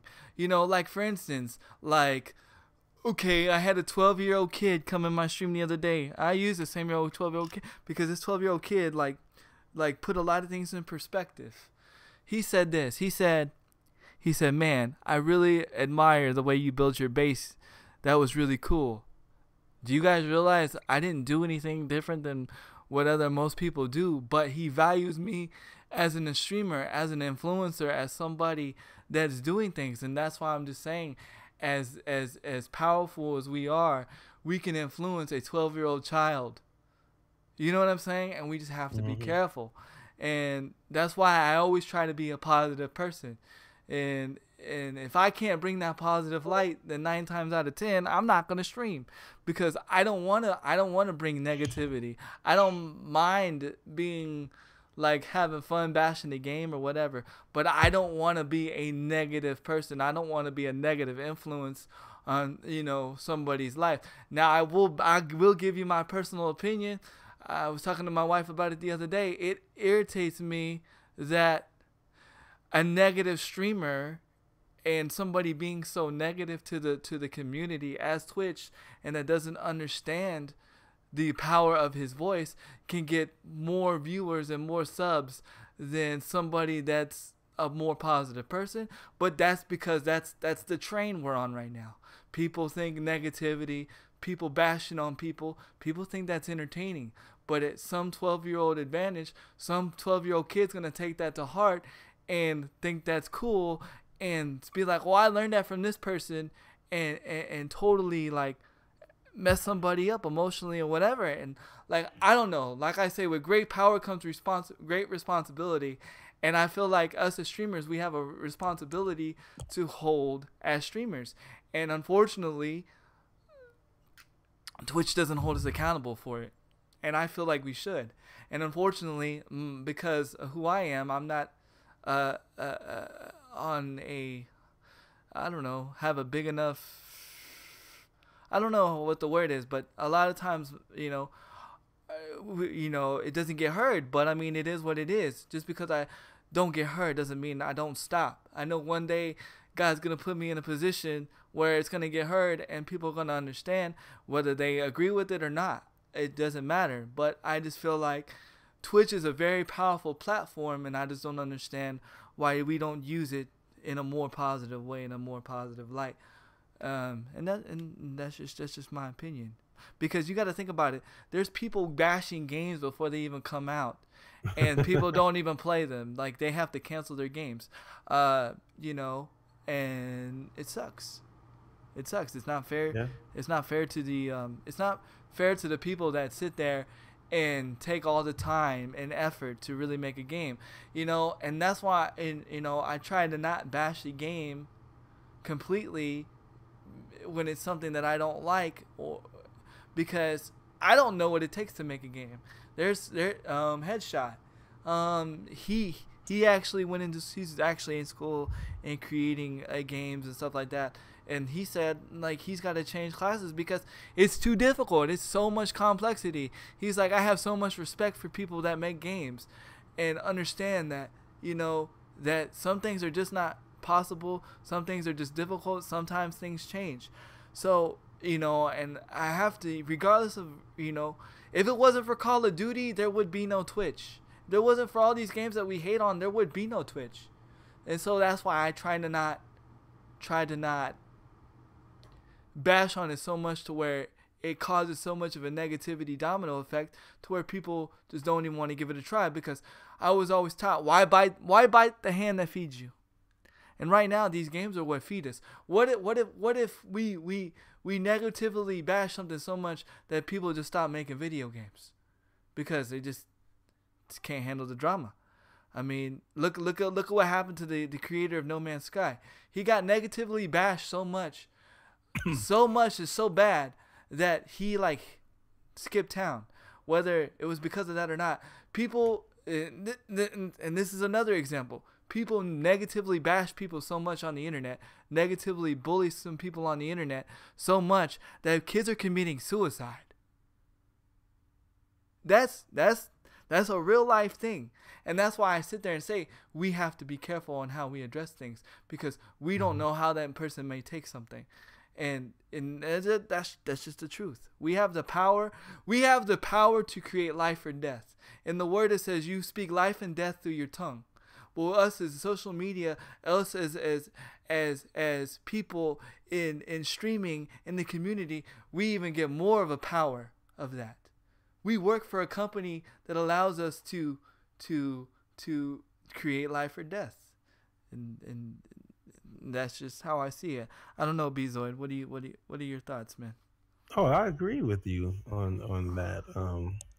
With the voice that the platform that you have to speak and the people that are listening, especially in the gaming world, a lot of people don't think that um, that your influence is as much as it is, but it is because a lot of people, there are people out there that the kids go to their parents and be like, "Can you buy this for me?" Well, do the parents really research what they're buying for their children? Yeah, like No, GTA.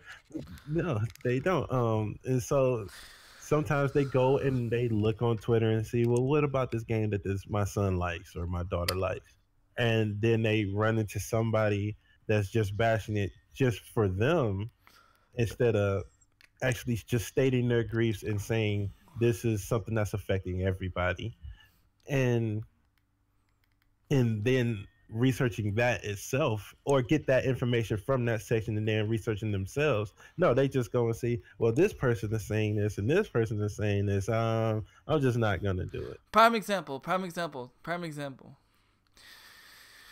Prime example. My nephew, my 9-year-old nephew, is not allowed to play Minecraft. You want to know why? Why? Because people all bashing and causing all the drama about pedophiles. She's what? Wow. Yep. They're worried that he might, you know. And I try to address it, and I'm like, yeah, that was an issue, but that's not always the case. And it's like he can play the game offline, you know, Hmm. and stuff like that. But he's not allowed to play it. Wow. There you go. That's a prime example. You know, and I'm not saying that shouldn't be addressed, but I'm just saying that's the power. That's the power of social media. Um, you know, um, and people underestimate the power, and people underestimate the power that they have on Twitch because it's so easy. Anybody can stream. You know what I mean? Like Hmm. people that don't deserve to stream. People that have no respect for streaming or no respect for, you know, of understanding that they work for a company stream. You know? And I definitely got a person I can name right now that definitely should not be allowed to stream, but he does, and he has such a following that it amazes me because he's such a negative person. and because of that, people think that's cool, and they it just spews more negativity. You know? And earlier somebody said there's a difference between being a good streamer and being a good community streamer. And I thought about I was quiet for a second because I was thinking, is there a difference? And I was like, and then I thought about that particular streamer and how negative he is. And I was like, you know what? He may have a little truth into that. That is being the difference between that and that. Because the guy actually he talks to his chat, he this, that, and the other, but he is so negative to his chat that it made the chat a toxic place to be. And they are very negative to people coming in and talking, and they it's like it's almost a cult how they Yeah. listen to the guy. And it's like, do y'all understand what he's saying? And and I'm not gonna put his name out there. No, If you no. really want to know about it, you can DM me or message me, and I'll tell you. I'll just say this: he's in the FGC genre. Dang. That's all I'll say. But Nice. But he is, yeah. yeah, he's. It's surprising how he's. The good thing is he's no longer on Twitch though. That is a good thing. He can't stream on Twitch though. He got banned from Twitch. He's only on YouTube. I was gonna say he's probably on YouTube or Hitbox. Cause Yeah, he's on YouTube. that's what all the band streamers go on, Hitbox. That guy that pretended to be handicapped, and you know, and then he got spoiled or exposed. He That was now a guy that did that. oh yeah, oh yeah. That almost made me not stream Oh. because I didn't want people to think that I was fake. But then I was like, you know what? I was like, God will show the truth, you know. But yeah, there was a Mhm. guy that he would stream in his wheelchair, and people like donated all this money to him. Like I'm talking like thousands and thousands of dollars. And then one day his girlfriend, or he had to do something. I don't remember. It's all over YouTube. He had to do something, and then he thought he like moved his camera down or turned his camera off, and he actually stood up out of his wheelchair to go handle it. And his girlfriend was like, "Oh crap, babe, your cam's not off," and she was playing with him. And yeah. Oh man, that is wow. Yep. Yep. Wow. That's Yep. see that man, that's why you can't just go believe in everything now. Yep. Just can't go believe in everything. Streamers are part of the community. Yeah, he got up out of his wheelchair and walked away without realizing he was still alive. Yeah. Wow. Booby But says streamers are part of the community but do not work for Twitch. actually, Streamers are independent contractors who pay Twitch for an office and have the ability to use their forum. well, then why does it say in the terms of service that we cannot bash other people that work for Twitch on stream because we are known as coworkers? I mean, I'm paraphrasing, but we technically do work for Twitch. That's why I'm saying we work for a company. We represent a company. This is why, say for instance, I'm using Stoudemire as an example because that's my boy. I can't bash Stoudemire on stream. I can't talk bad about him on stream. And if somebody wanted to, and I was bashing him on stream, they could totally clip it, send it to Twitch, and then I'm banned. Now other people do it, but they don't understand. Because Booby said basically streamers rent office space because, and she was saying what you were just saying. She was saying it's because that's part of your lease, so to speak. Well, I mean, I understand that, but at the same time, like, there still has to be a professionalism that comes with streaming. You know, maybe not in Surspay, but I specifically think that for me, I like to hold that regard to myself.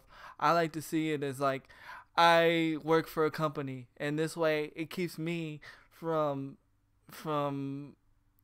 I don't know, it keeps me from not going out of bounds. Think about it like this. I'm not going to go to work talking about what's up, blah, blah, blah. I'm not going to go to work like that.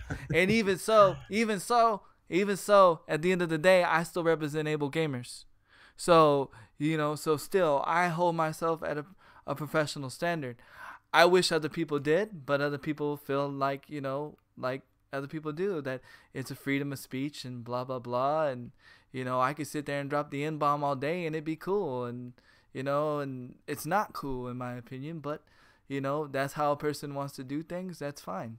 Personally, I feel like that's not cool. You're not going to go to your boss and say, blah, blah, blah. But, again, that's where I'm different. Again, this is my opinion.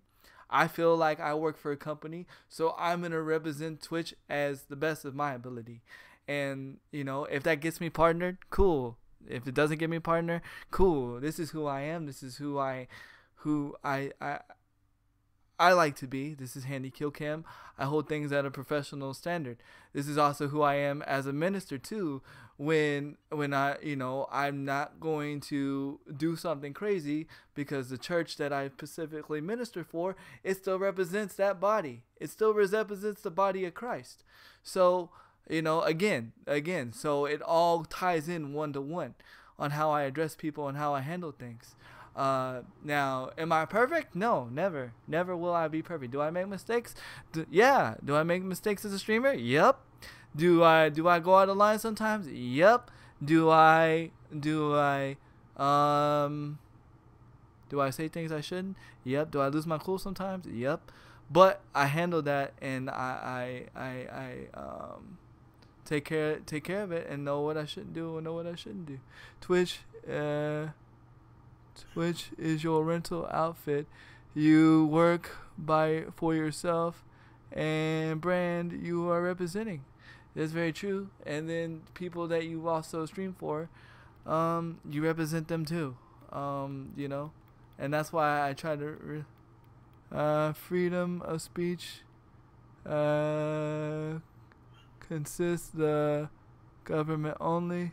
You are your landlord, employer, or any other private party you can will has every right to deny your ability to say or I agree. I'm just saying a lot of I agree. Just a lot of streamers try to use that with me with that argument.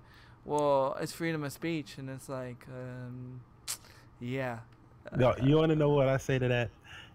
You're free to say what you want, but you got to know that there are consequences coming with it. Yeah, like I tell my daughter, like you can do whatever you want, but there's consequences with every action that you make. You say freedom of speech. Yeah, you're free to say it. Just know that there's going to be consequences for saying it. Yeah, you can, Like just paraphrasing again, it's like in football. Uh, a player can come out and say something because they have the freedom of speech to say it, but they still can get reprimanded by the team or by the NFL or by the NBA or whatever team they play for because of what they said, because they represent not only themselves, but they represent the team they play for and the league they play for. Right. So what Booby said is very true. Yeah, we won't go into that football subject. I did a few episodes about that 20 episodes ago, but I don't know. People do what they do on that. I don't even watch football hardly anymore, so I don't even know what's going on. Angela says, "Sorry, I went to watch the video of the fake." You went to go watch the video of the fake handicap streamer? Yeah. Apparently. Yeah, I was actually, when we get done with the cast today, I was gonna check it out.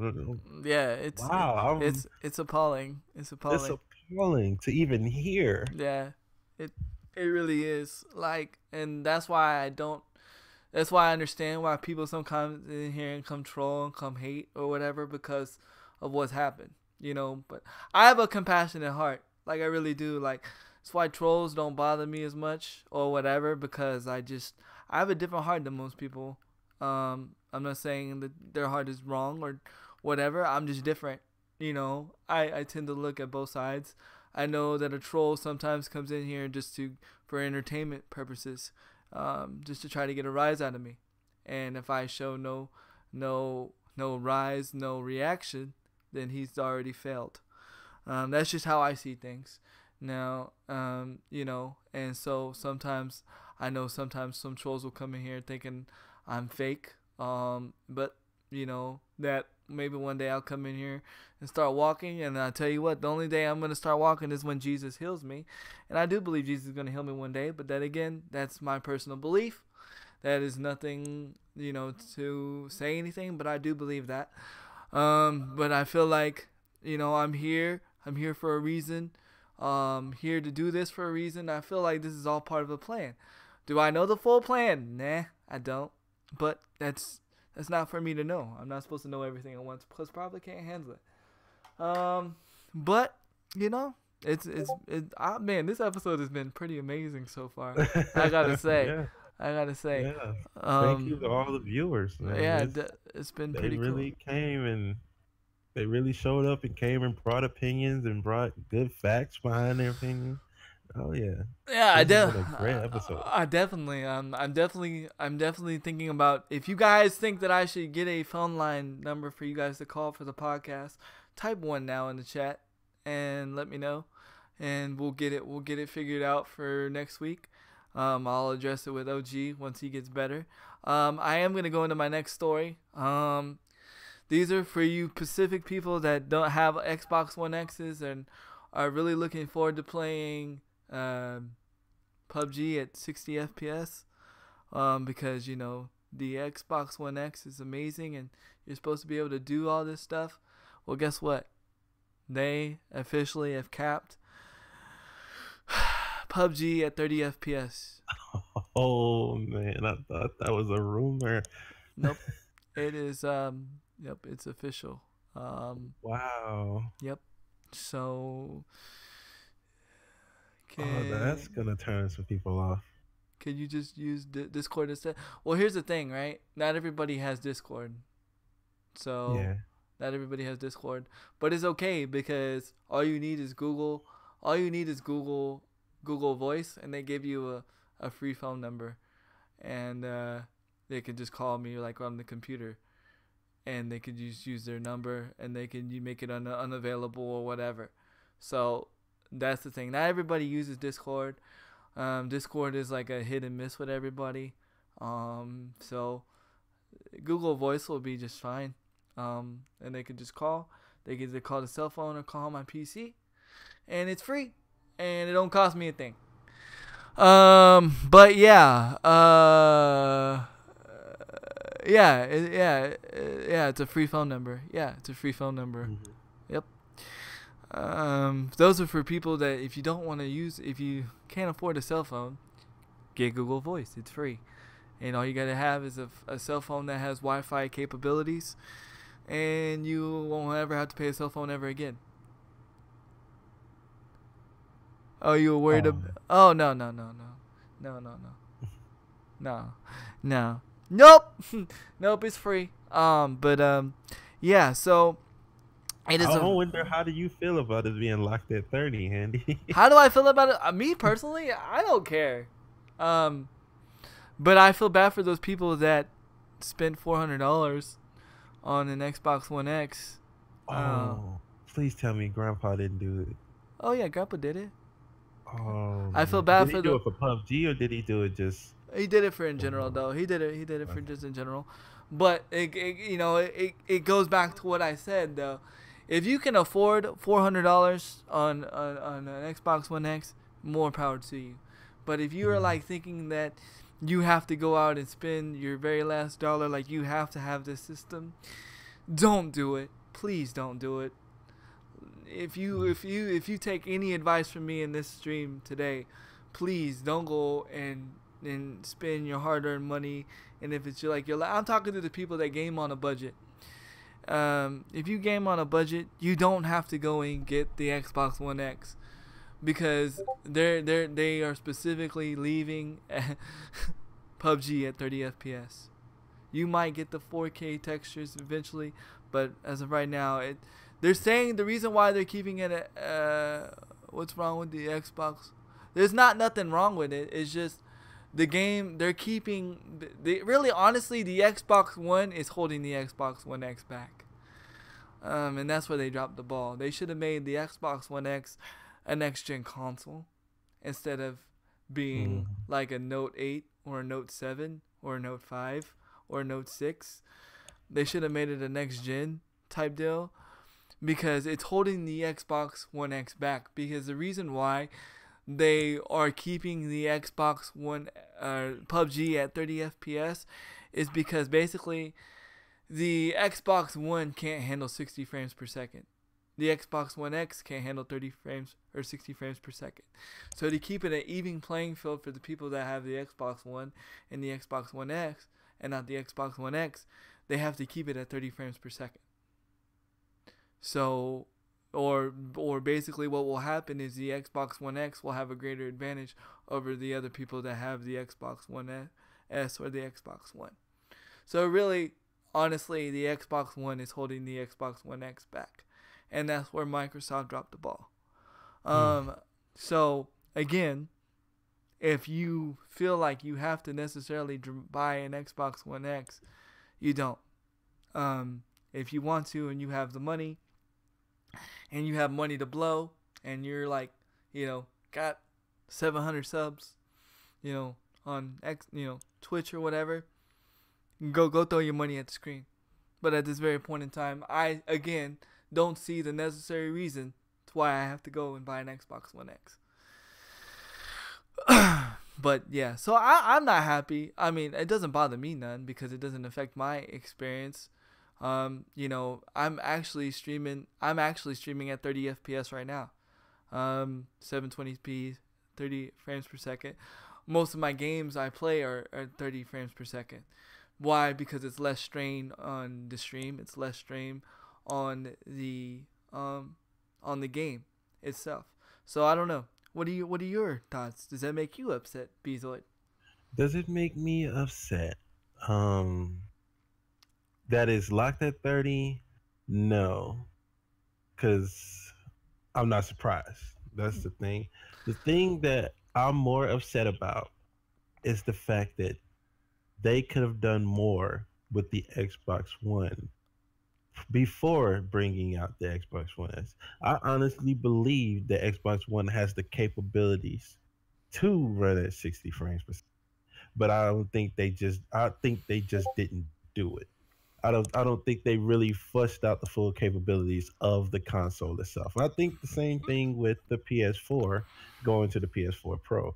I thought the same thing from the PS3 going to the PS4. They didn't fully use everything that the console can do before going to the next generation. But I will save that argument another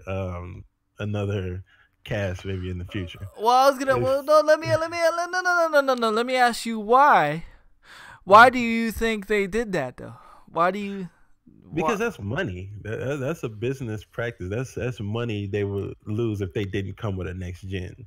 Now, coming with the Xbox One versus the Xbox One S, they're basically double dipping money. Yeah, the only difference between the Xbox One X and the One S is that you can play games at 4K. But That's guess what? But guess what? But guess what? I'm about to blow people's minds again, and I've said this before. Just because you can play them doesn't mean you can stream them.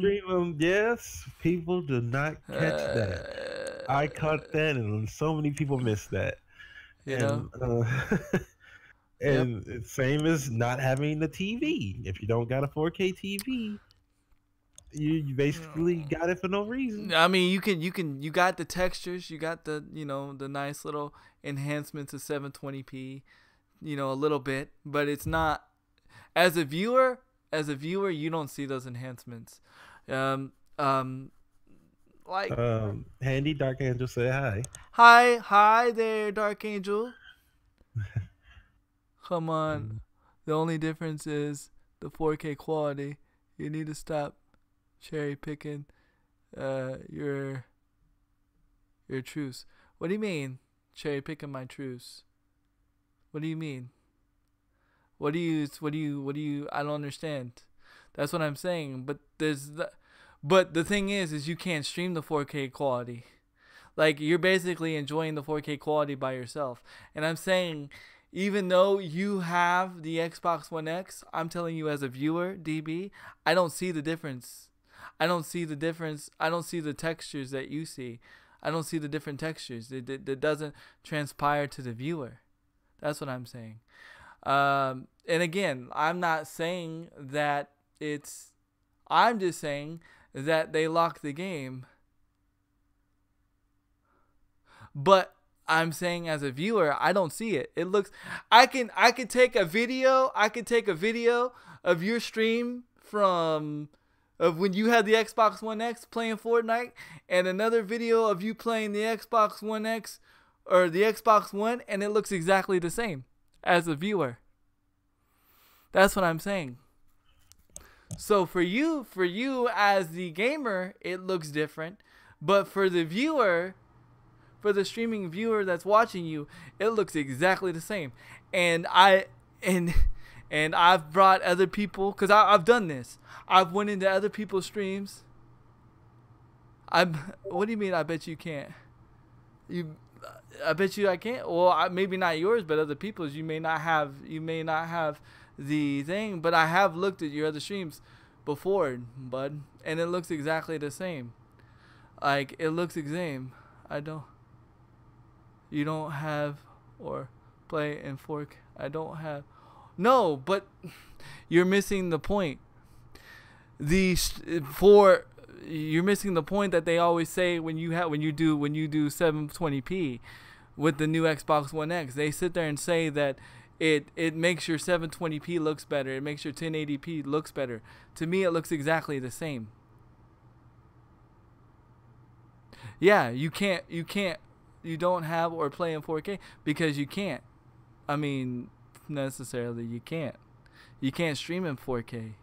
So, I mean, personally, and from another standpoint, I'm going to say this, that again, I'm not saying don't buy the Xbox One X. I'm saying for people that game on a budget, that feel like they have to have it. But I'm okay. This is where, but it. He said it. He said it does look better to me. They don't claim it looks better in streams. He's saying that Microsoft didn't claim it would look better in streams. But the main, whatever. But anyways, what I'm trying to say is I'm talking about the person that's gaming on a budget, and if like you're not gaming on a budget, you can do that. I'm saying for the people that feel like they have to have it and they feel left out if they don't have it, and they feel like they need to do this, they don't need to. That's what I'm saying. And they feel like, oh, I'm going to be able to play PUBG in 60 frames per second. No, you don't. You're not going to be able to play PUBG at 60 frames per second. And ironically enough, you could sit there and say it runs better, but then why are you and Grandpa having the same issues that you were having on the Xbox One that you were having on the Xbox One X when it comes to Fortnite? It's the same issues. You guys are having the same issues. I'm having the same issues. We're having the same issues. It's that's why I'm saying people sit there and say that it runs better, but I'm not seeing the difference. I'm not seeing the difference. And as the viewer, you guys are if I see that it's doing something different, then that's what makes me want to buy it. See what I'm saying? That's what makes me like, oh wow, okay, I do see the difference. Oh wow, I do see that. Okay, I'm gonna go buy an Xbox One X. All I'm sitting there saying, if you have the money and you have the extra money, then go out and buy it. But if you don't, and you're like thinking, oh my God, for me to play PUBG, right, I'm gonna need an Xbox One X, or I'm gonna need this to be at the right place. I'm putting, okay. All right, DB. No, I didn't say Bigsby. I said, all right, DB. Bigsby, go away. The developer. And see, this is what I'm saying. Well, you have to be careful about your opinion, because your opinion starts things like this. But I'm not blaming the console. I'm just saying people are saying that people have said, oh, games run better. But I have not seen the difference. So all I'm saying, because people think when you sit there and say that games will run better, that they're going to go and they're going to be amazing at Fortnite. So what I'm saying, second, Andy, I got a phone call. So what I'm saying is, yes. So what I'm saying is, all you have to do is, don't waste your money if you feel like it's going to make you better. Okay, well, apparently you took... No, I didn't say it was the console. I'm saying that it's not going to make things change.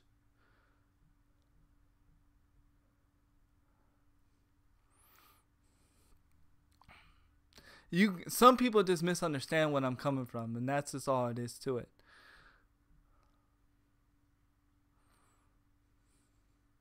And this is exactly what I'm talking about. It's like where people misunderstand your opinion and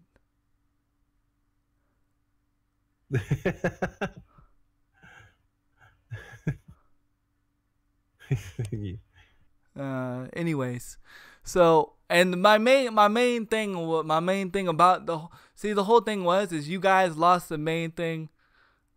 No, the whole thing is you guys were misunderstood. The main thing of the story was the whole thing. You guys are going back on something that the main thing I was talking about. The main thing I was talking about is that it's not freaking is not running at 60 frames per second. That they're not gonna. They're keeping PUBG at locked at 30 frames per second. So I mean. And that's because the Xbox One X is holding it behind. And I'm just saying, from my personal opinion, I don't see a difference. That's all I was saying. And I'm just letting the consumer know that don't feel like you have to go out and buy an Xbox One X. Xbox One X is a luxury thing. DB, you didn't have to go out and buy an Xbox One X. Grandpa didn't have to go out and buy one Xbox. But this is a developer issue. That's fine if that's what you feel. But I see the same thing with the. But again, that's my opinion.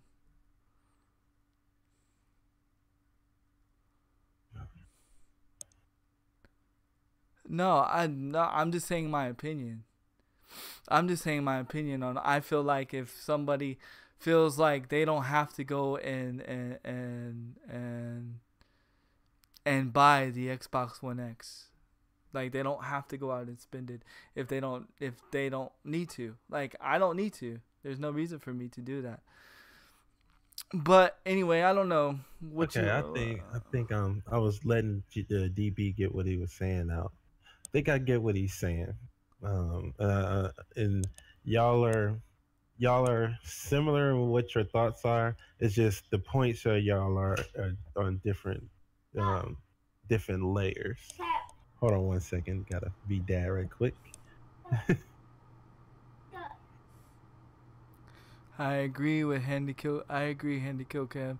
He got an Xbox One because they would run better than the original, and it wasn't. Yeah. But I mean,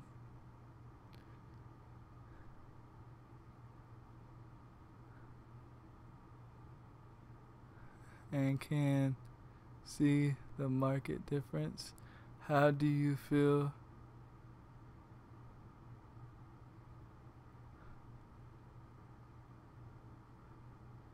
Like what's your deal, DB? Like I don't understand. Like I don't get it, bro. Like I really don't understand. Like you are like really, like man. I don't understand it, bro. I don't get it, man. But I don't know. It's cool, bro, DB. I ain't even tripping on you, man. Like, are you still are you offended about the whole opinion thing or what? Like what's going on, bro? Like, you know what I'm saying? Because like I'm just giving my opinion on what I feel because there's people Diesel but like Diesel Girl, there's people like me that like stuff like that like you know, if it is not addressed properly, like they feel like we have to go out and spend our money on it. The way it seems and it's feeling is, I don't know if DB feels like you're bashing him for getting the Xbox One. That's what it seems like, right? But I'm not. But I don't think he is. I'm thinking he's more along talking about expressing an opinion on this social space, and I don't agree with it because it's misinformed. Yeah, I think if he feels as though you're bashing the fact that he got an Xbox One X, and you're saying, well, you don't need to, and that's not what you're saying. You're That's just not what I'm saying saying to at the all. people who out there thinking about getting one. He's saying you don't necessarily need it for this thing, for getting 60 frames for Fortnite. I mean, for PUBG. And again, about the opinion thing, I'm not saying giving your opinion is wrong. I'm just sitting there and saying, instead of saying F you to somebody or saying something disrespectful, that you can give your opinion in a professional manner. You have to look at yourself as a when you're a streamer, I feel like you need to you need to handle yourself as a professional. I feel like if you don't look at yourself as a professional, like meaning in a professional manner, like I don't know, that's just how I feel. Yes, here we go. Boobies always likes to play devil advocate.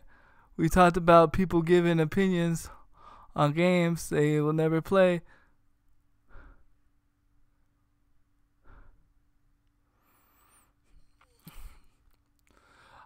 But again, I am giving an opinion on what I see as a stream. Do you realize what I see? Like Bezoid, and Bezoid can agree with me on this. I know it did, Angela. It did. Okay, so you me and Bezoid, if there's a game that we want to play, if there's a game that we want to play, what do we do, Bezoid? Research it. How do we research it, Bezoid? Oh, we go find information, all the information that we can And then from after, each every direction. and then after we find the research, what else do we do? We take that research and research that, and then And then we add and our own take to it. and then on top of that, then we go see the gameplay, how it plays Oh on, yeah, and then we go and see the that's the thing. gameplay on Twitch. Which we So go and look at others. so okay, because we want to see it in a live element.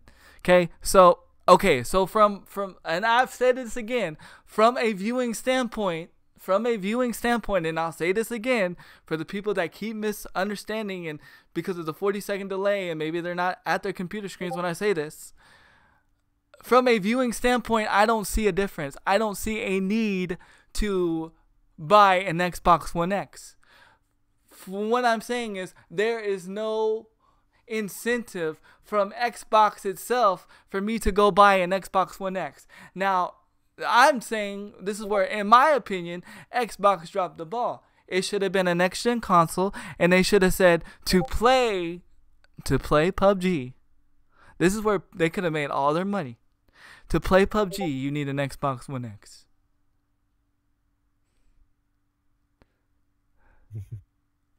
Diesel says, "Dude, what's drama to me?" Yeah. I don't believe a good conversation of gaming. I don't think that's drama. I think there's passion, but Right. I don't see either side, DB or Handy, like I No. think a good, healthy conversation of different, ideas. Actually, I think they have similar ideas. They just on different points.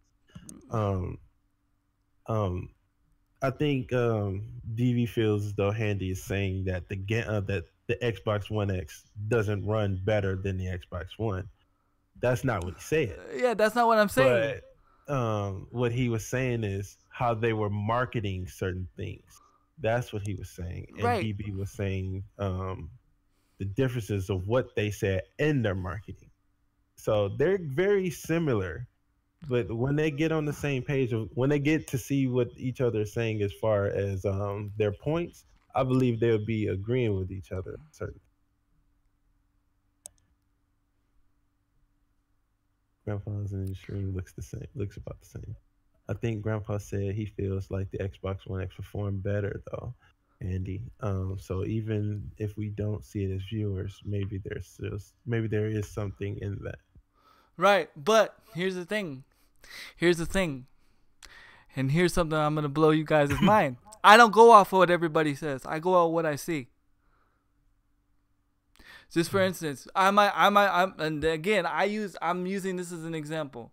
If somebody's preaching to me like convey like a message, like something that's like crazy and out the wall, as much as my mind want to agree to it, and it might sound good,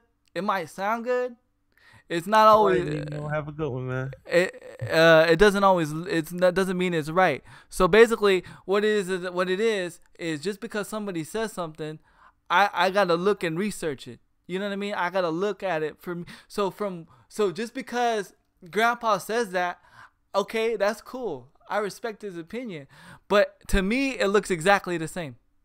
So to me, even though he says that, to me, from what I see, makes me not want to buy an Xbox One. Again, I'm not saying to not buy an Xbox One X.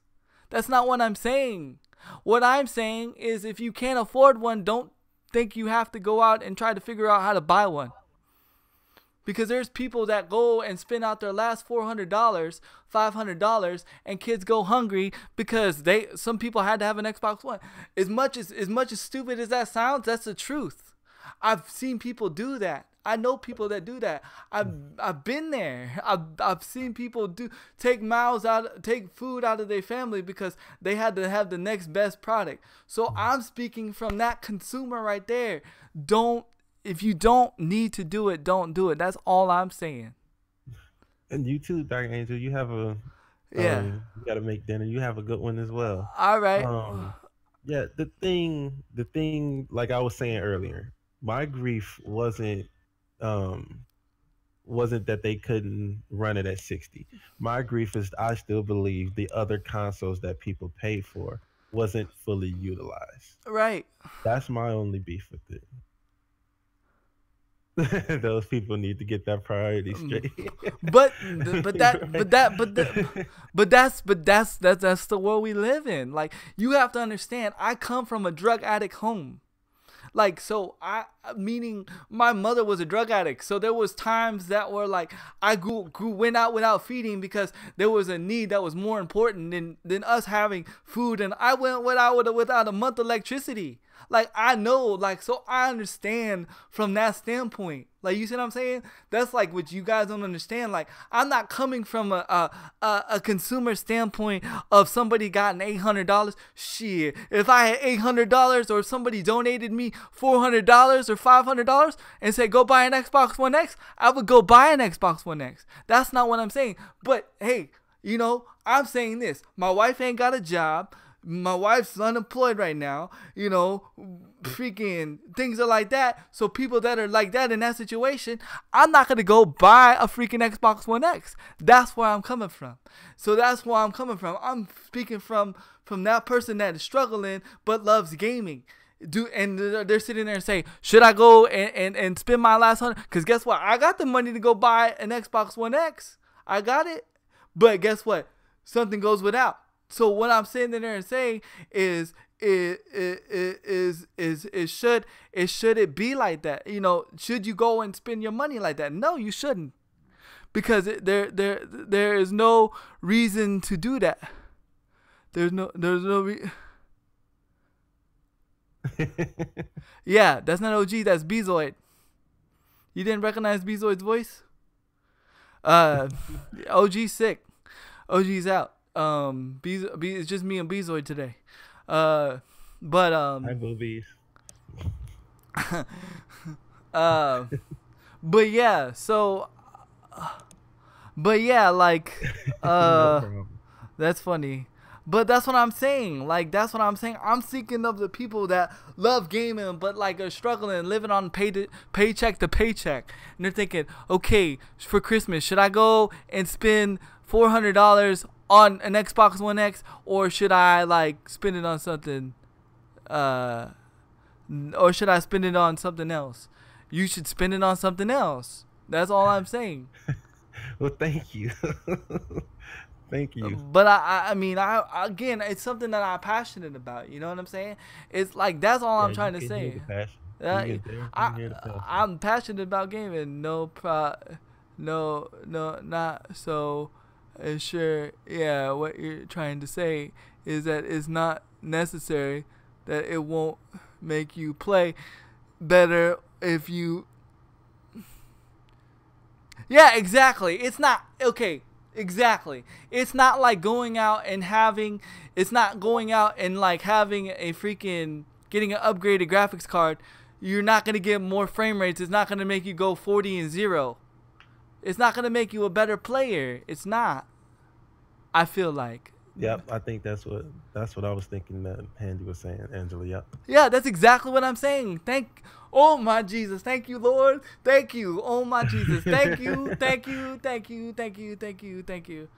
I understand what you're saying, Handy, but much like you're saying earlier, perhaps your choice of words is expressing it wasn't effective. I don't know. I mean, again, you know, it could be that, or, you know, you like to debate too, DB. I mean, it could be a lot of things. But, I mean, let's just be real. Like, DB always debates something that I say. Always.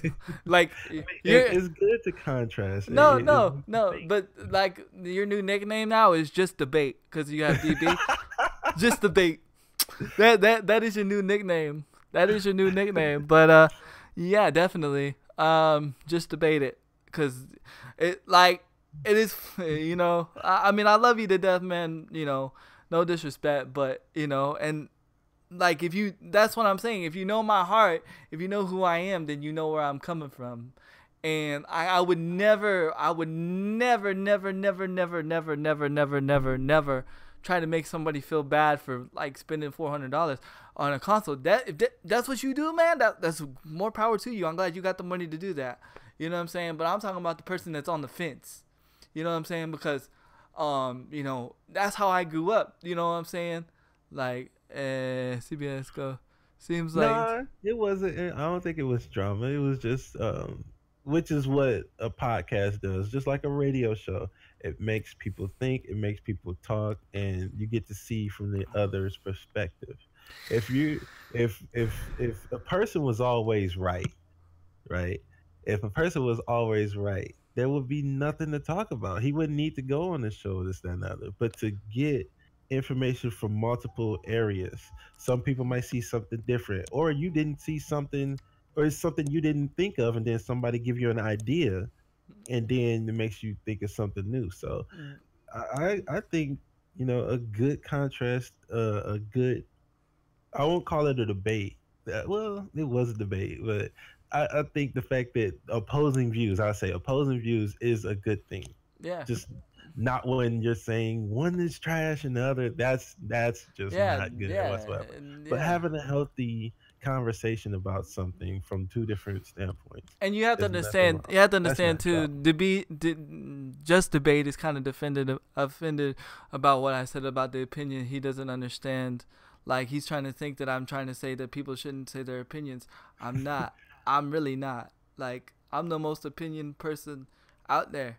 Um, but I just saying like there's just ways of doing it. That's all I'm saying. I know, boobies. Uh, Much fun listening to this podcast. Yes, this is a great one. This. Yeah, well, definitely. Well, what I need you guys to do as soon as it hits YouTube, I need you guys to all go hit the like button and reshare, and let's try to. I at least want to get my subs up to 100 subs, only so I can have a custom URL link. So when people find me on YouTube, that it says, YouTube/handikillcam instead of a bunch of numbers. That's the only thing I ask. Could But you imagine how cool it'd been if DB was able to call in and say how his opinion, this, that, and the other? I don't. That would have been so awesome. I don't automatically put up a wall. I just defend. Think about it like this, right? And I tell somebody that and again I'm going back into what I believe in. Sorry, it's just that's what I stand strong with. If you could change my mind on something that I believe in, like if I believe in God and you can easily change my mind, well then guess what? I really didn't believe in God, did I? So, you know what I'm saying? So it's not that I throwing up a wall. I just stand strong on what I believe in. If or I'm passionate with what I believe in. If you can easily change my mind, then I really didn't have nothing to come with it. It's not that I throw up a wall. It's just I defend my opinion, and you should have the right to defend your opinion. That's all I was doing. Now, granted, I have come corrected where I've been wrong, and I've come corrected many times. So I don't see where I'm throwing a wall. Again, you might be confusing my passion with wall. Yo, boobies with that resub 6 months in a row. Actually, it's probably a year, but thank you so much for that 6 months. Hey, thank you, boobies. I can't hear the song right now, but I wish I could. Maybe I'll just, there you go, right there. Yeah. You say I don't think anybody can change your mind. Love you too. You say I don't think anybody can change your mind, and I love that, but I'm gonna keep trying. No, like if anybody can really change your mind and what you believe in, then you really don't believe in it, and then you really shouldn't be talking about what you believe in then, because then you really don't stand in what you believe in. And I mean, it is what it is. I mean, you think this is bad? You should see atheists with me, and like people in ministry with me. Like this is nothing. Like this is like you guys think I'm mad. No, I'm just passionate. I'm talking with passion. This is like it is what it is. It's cool. Thank you guys so much for that resub. Thank you guys for all the love. But man, it's almost 1:00. Oh man. Yeah. Bezoid, is there anything that you would like to say or address or anything? I would like to say, one, I would like to thank all of the viewers. Thank all you guys for coming out and stating and listening to the cast and, giving us feedback in the cast. You guys are awesome. Definitely. I hope you keep coming back. I really think this the call-in thing will be so cool, so people can call in when they do what they want. Yeah, Yes, definitely. definitely. Hearing different perspective is very awesome. Proud to be open to someone changing my. Yeah, Hmm. definitely. I Go ahead. Go ahead. I mean, again, it's like I don't mind people changing my opinions either. The Andy Springer show. Didn't realize that he was Handy Springer Show. Oh, Bezoid's a permanent third co-host, guys. So you're gonna see a lot of more Bezoid.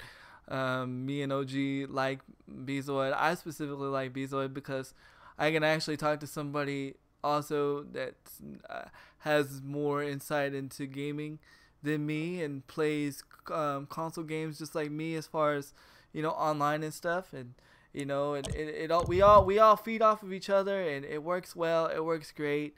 um it's definitely great. So let's keep going. Next topic. That is fun. This is fun. There's no more topic. It's over. It's time to. It's been probably the longest podcast we've ever had. It's probably This is the longest podcast. Yeah, and I want to keep going. Like this has really been fun. I'm actually sad. I wish OG was here. Yeah, I know. I wish OG was here because I know OG would have a different perspective on it and probably drop some knowledge on both of us. Yeah, I'm not trying to give you my password, freaking thing. Freaking Bigsby thinks I'm talking to her and she wants my password.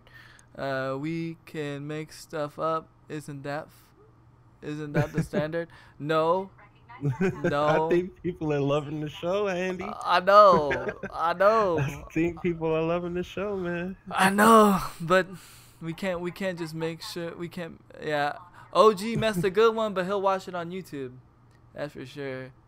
Did you just talk about the streamer that was banned from Fortnite for 3 days? No, only because I don't know a lot. I don't know a lot about that situation.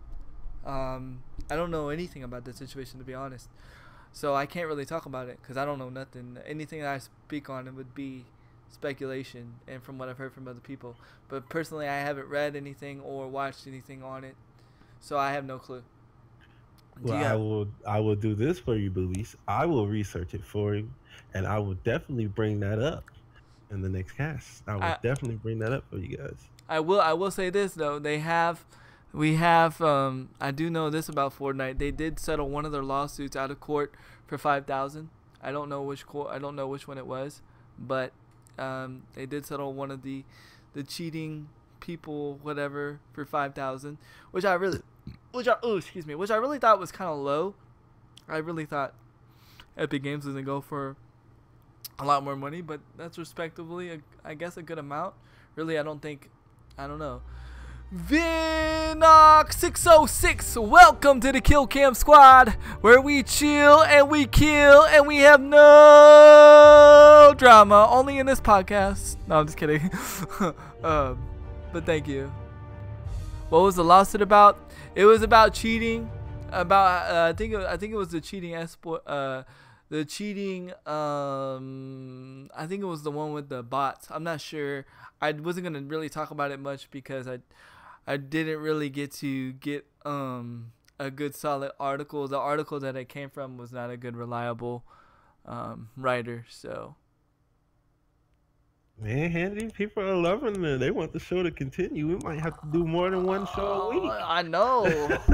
I know. Like, oh my Jesus. Well, me and we'll have to talk with OG and see what he wants. But apart from that, we have no drama. Yeah. I mean, really, it wasn't really drama. I mean, I still got love for DB. I mean, I don't like when it's drama. It would be like, "F you, blah blah blah." That will never happen. Me and DB, we're just strong people. We're just strong-minded people. That's all it is. Yep. PC hacks. See, yeah, it was PC hacks. See, I knew it was something. Next episode. What streamer got banned from Fortnite? And I will talk. Oh, you know what I did forget to talk about? Should I bring it up? Should I talk about? Should I talk your, about my catfishing? My your catfishing. catfish. My catfish No, experience. no, save it, Save it. Save it. Okay, Save it. we'll save it for tomorrow. Also, he'll be talk about his catfish Yeah. escapade. Oh, I'm looking forward to that. He's I been am- teasing that for a minute. Yeah, I have been teasing that, and it's funny because it's right in freaking Beasley's hometown. That'd be funny if he actually knew the girl. That'd be hilarious. That And, would be funny. That'd be hilarious. I hope you wouldn't, but because that person was crazy. But yeah, it's pretty nuts. Pretty nuts. It actually, I'm just gonna give you all little tips. It actually involves something so crazy. Somebody pretend that they were dead.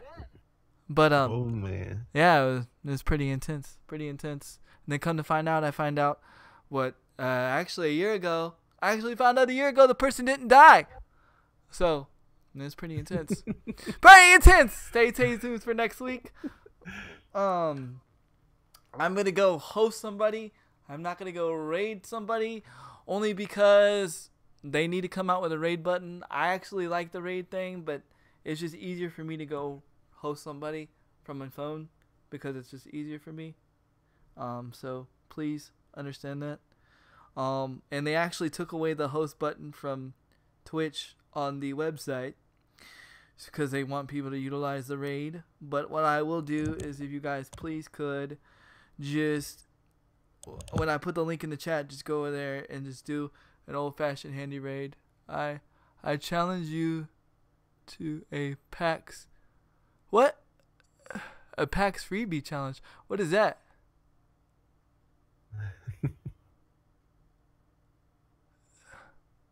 What is that? I don't know what that is. I know PAX South is coming. I know I'm going. The tickets are only $80 for PAX South for 3 days if anybody's interested in going. What do you mean? I don't know what you're talking about. I'm confused. Tell me before I host.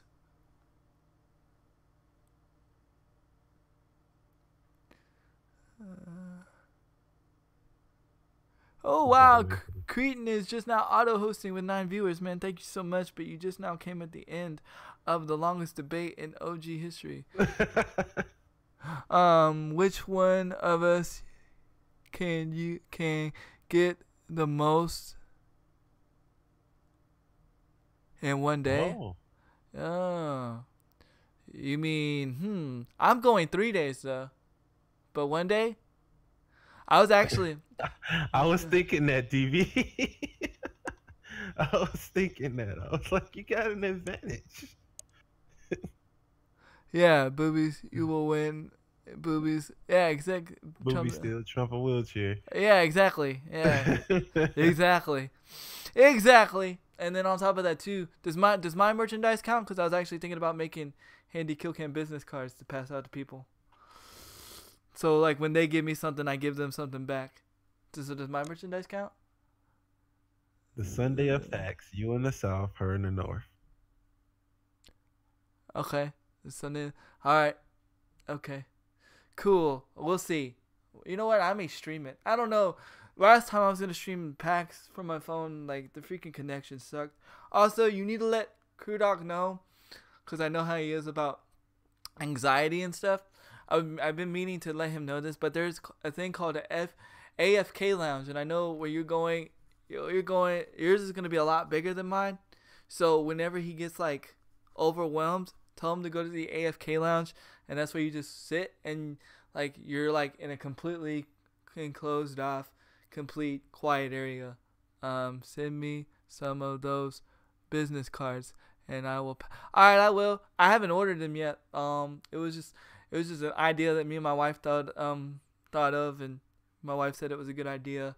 Also, we will be doing, as long as I'm staying in San Antonio for Christmas, if I am, we will be doing a business card, a Visa card giveaway. We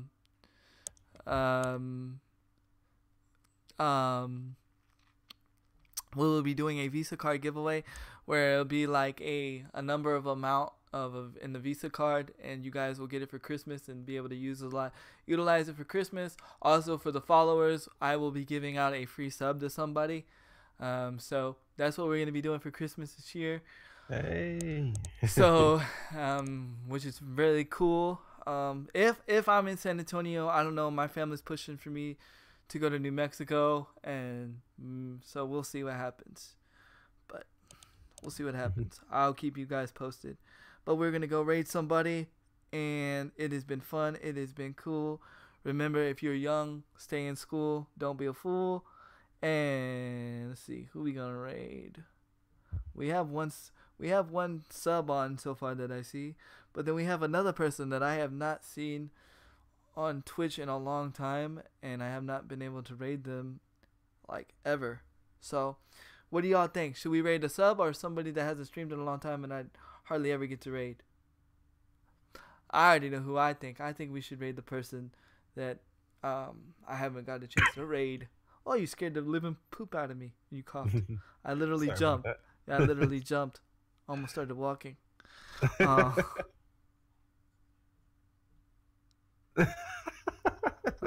buy an Xbox One X. This guy.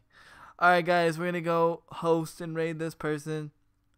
Let's go in 5, 4. See ya, guys. Oh, you say sub? Subs are... Yeah, you're right. You're right. You're totally right. And that's how I normally do it. But that's how I normally do it. So we'll go do that. You right. Boobies with the knowledge. She coming with that common sense on us. And I get to go announce my sub anniversary to this person because I'm sub to this person also. So in 5, 4, 3, 2, 1, it's gonna be a special sub anniversary. So guys, watch. Whoa, look who it is.